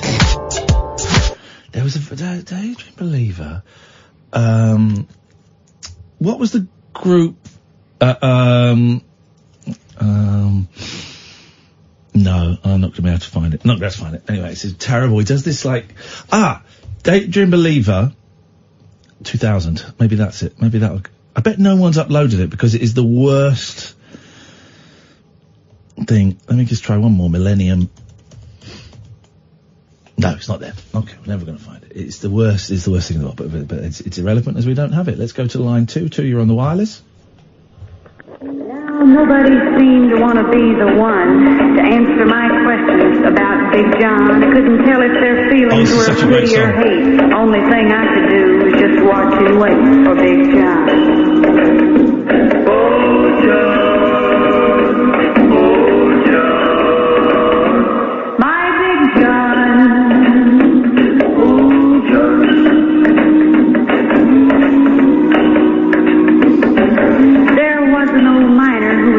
And kind, as he talked to me, I tried to read his mind. He said most of these kids you see play and run wouldn't have no daddy hadn't it been for John. It does. So that's it does. I really want to find this version of Daydream Believer because it's the worst thing, but I'm not quite sure. Catherine, have you got anything? Yeah. Go on, let me just take this and then we'll see. Hello, caller, you're on line 1. Hello, Ian, you alright, mate? I'm alright, what you got for us? Right, I've got a film recommendation for you, mate. Okay, go on. It's a film called Wisdom with Emilio Estevez and Demi Moore. 1987, I think. Oh, go on, what happens in that? Okay, right, so basically it's about a young man that can't find a job, and he goes in to close his bank account down, but what he does is he destroys all everybody's records, and he becomes a hero of the people. Okay. So like people that owe money on the mortgages and businesses and things like that, and they're struggling. So he helps them out, and he burns all the records in the banks, and he becomes a hero of the people. Okay, and you're recommending I watch that, are you? Yeah, watch it, mate. It's really, really good. Really good. I'm gonna watch it this weekend. Brilliant. If you have any luck finding it, brilliant, let me know, mate, because I can't find it on DVD anywhere. Hang on a minute. You're telling me to watch a film that you can't find anywhere? No, but you probably know somewhere to look that I wouldn't, so... Oh, I know Google. You know what I mean? Well, I've had a look on Amazon, and there are probably other places as well, but I can't find it. Okay, all right. Well, thanks very much. I'll for the hard to find recommendation. I'll do your work and look up what. Let's be honest, sounds like a terrible, terrible film. Catherine. Doctors have removed a 7-centimetre long wriggling worm from a man's eye. Oh no! Why are you doing this? After he complained of it paining and itching him for the last few years. Oh, why would you do this, man? Jazabai Patel, 70, from the Gujarat, India, desperately sought help. Not that desperately, he had it for a few years. from several doctors but couldn't be diagnosed with any illness. However, a month ago, one medic spotted the parasite squirming at the back of his eye, and a stomach-churning video shows it being removed. Dr. Milan Panchal, an ophthalmologist at Narayan Hospital and Research Centre in Bharuch, carried out a microscopic investigation on the man and found the parasite squirming at the back of the conjunctival surface, the white skin portion in the eye. Dr. Milan said, "We pulled it out alive. We only gave him topical anaesthesia so the patient could feel the worm being taken out." Look at the size of that, 7 centimetres. Grim. Looks like a tiny piece of string. The doctor warned that the worm had the potential to permanently damage the man's eyesight if it wasn't removed immediately. Oh, God, look at that picture. Why are you telling us this? He added, if the worm was not removed on time, it could have blinded the man. There's also a chance the worm could have gone to his brain through bloodstream. A surgery would have needed to remove it from the brain. It took us 25 minutes to remove the parasite. It was difficult to pin down as it was moving around, said Dr. Milan. Patel, who is unmarried, was living in a hospice where he works in the kitchen cutting vegetables. Oh, I wouldn't want to eat food cut by that dirty I'd get. Doctors suspect the worm in his eye could have entered through a dog bite. We investigated his case and it's possible the parasite might have entered his bloodstream and settled in the eye. Dr. Milan said dogs and cats have these parasites in their tongue. What? We have sent the worm for microbiological and histopathological examination to microbiologists. Reports awaited. But most probably it is Sparganum. You don't want that in your eye. Cat urine can make you go mad. Yes. There's a bug in cat urine that can make you go absolutely insane. Yeah. And like paranoid and kill people. Stop drinking it then. I'm trying to. It's just so delicious. So nourish. So delicious. I'm trying to get ready to pack up. We didn't have any of these snacks. I know. Do you want to take them? You can have them for the boys. Yeah, right, sure. Or not, I can eat them. You have to take them for the girls. I tend not to feed the boys when they come over. Oh. No, I've been out shopping today. But my boot is full of stuff. I'm ready to go. Gonna make your sausage pie. Sausage soup. Yeah. It's not really a soup. It is. It's not a soup. It's not juicy. It is juicy. Oh God, you know, I've just George is emailing me. Okay, thank you. Andy, thank you. I've got that. Right, I feel like I'm done. 4 minutes to go, and I kind of feel like I'm done. There's a withheld call that's been calling in all night that we've answered and hasn't really delivered the goods. So, here's a new number. Here's a new number.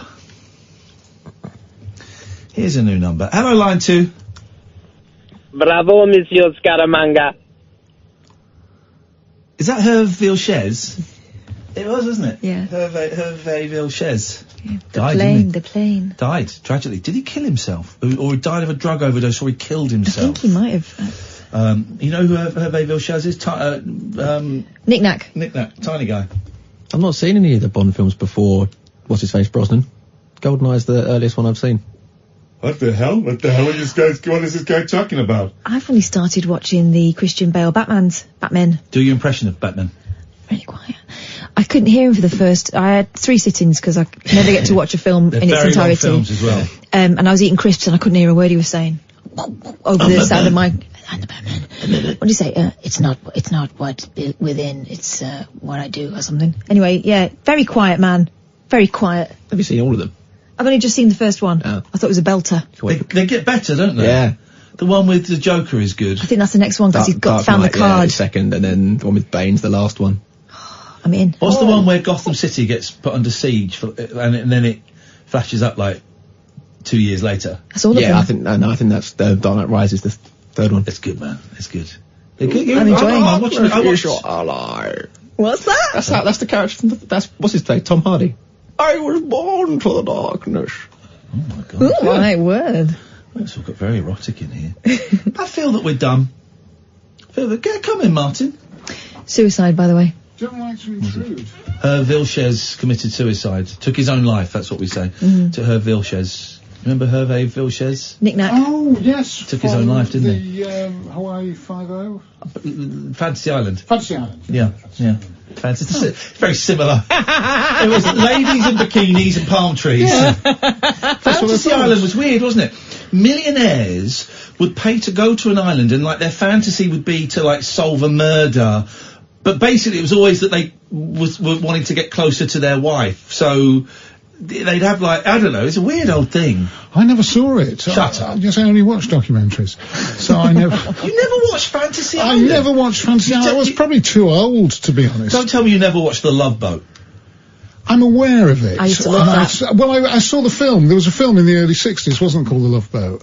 And the TV series was based on the movie. So I watched, I'd seen the movie. I don't remember the film. You're not thinking of Doctor and Clover, are you? No, I'm not. I'm thinking Love Boat. I think it was somebody like Doris Day. I believe. No, but the TV series wasn't based on... I'm sure it was. I'm sure it was a spin-off of the... I mean, I don't want to insist on it, but I think it was a spin-off. Is this the hill you're prepared to die on? Yes, I will, actually, because, to be honest... You don't have to Google it. I like the fact that we don't Google stuff. Is that It's just like, it's like the old days when you'd be in a pub or out for lunch or something, they go, no. That actor was not in that film. That's and right. then a week later you'd meet up and go, oh, do you know what, I watched the film and yeah, he was in it. I'm really sorry. Yeah. No, you're right, and I'm usually wrong on these things. It was a comedy in 1976, and it starred, nobody very famous, actually. I'm about to say, it starred Gavin MacLeod. Oh, I like yes, Gav. We're out of time, Martin, I'm what a afraid. shame. I agree with you about the app. Oh, the Talk Radio app? Yes, Bobbins. Terrible, isn't it? Yeah. We will, well, best of us tomorrow, then we're back on Monday. Stay tuned, Martin Keller's up next. This, dear listener, is Talk Radio. This is Talk Radio.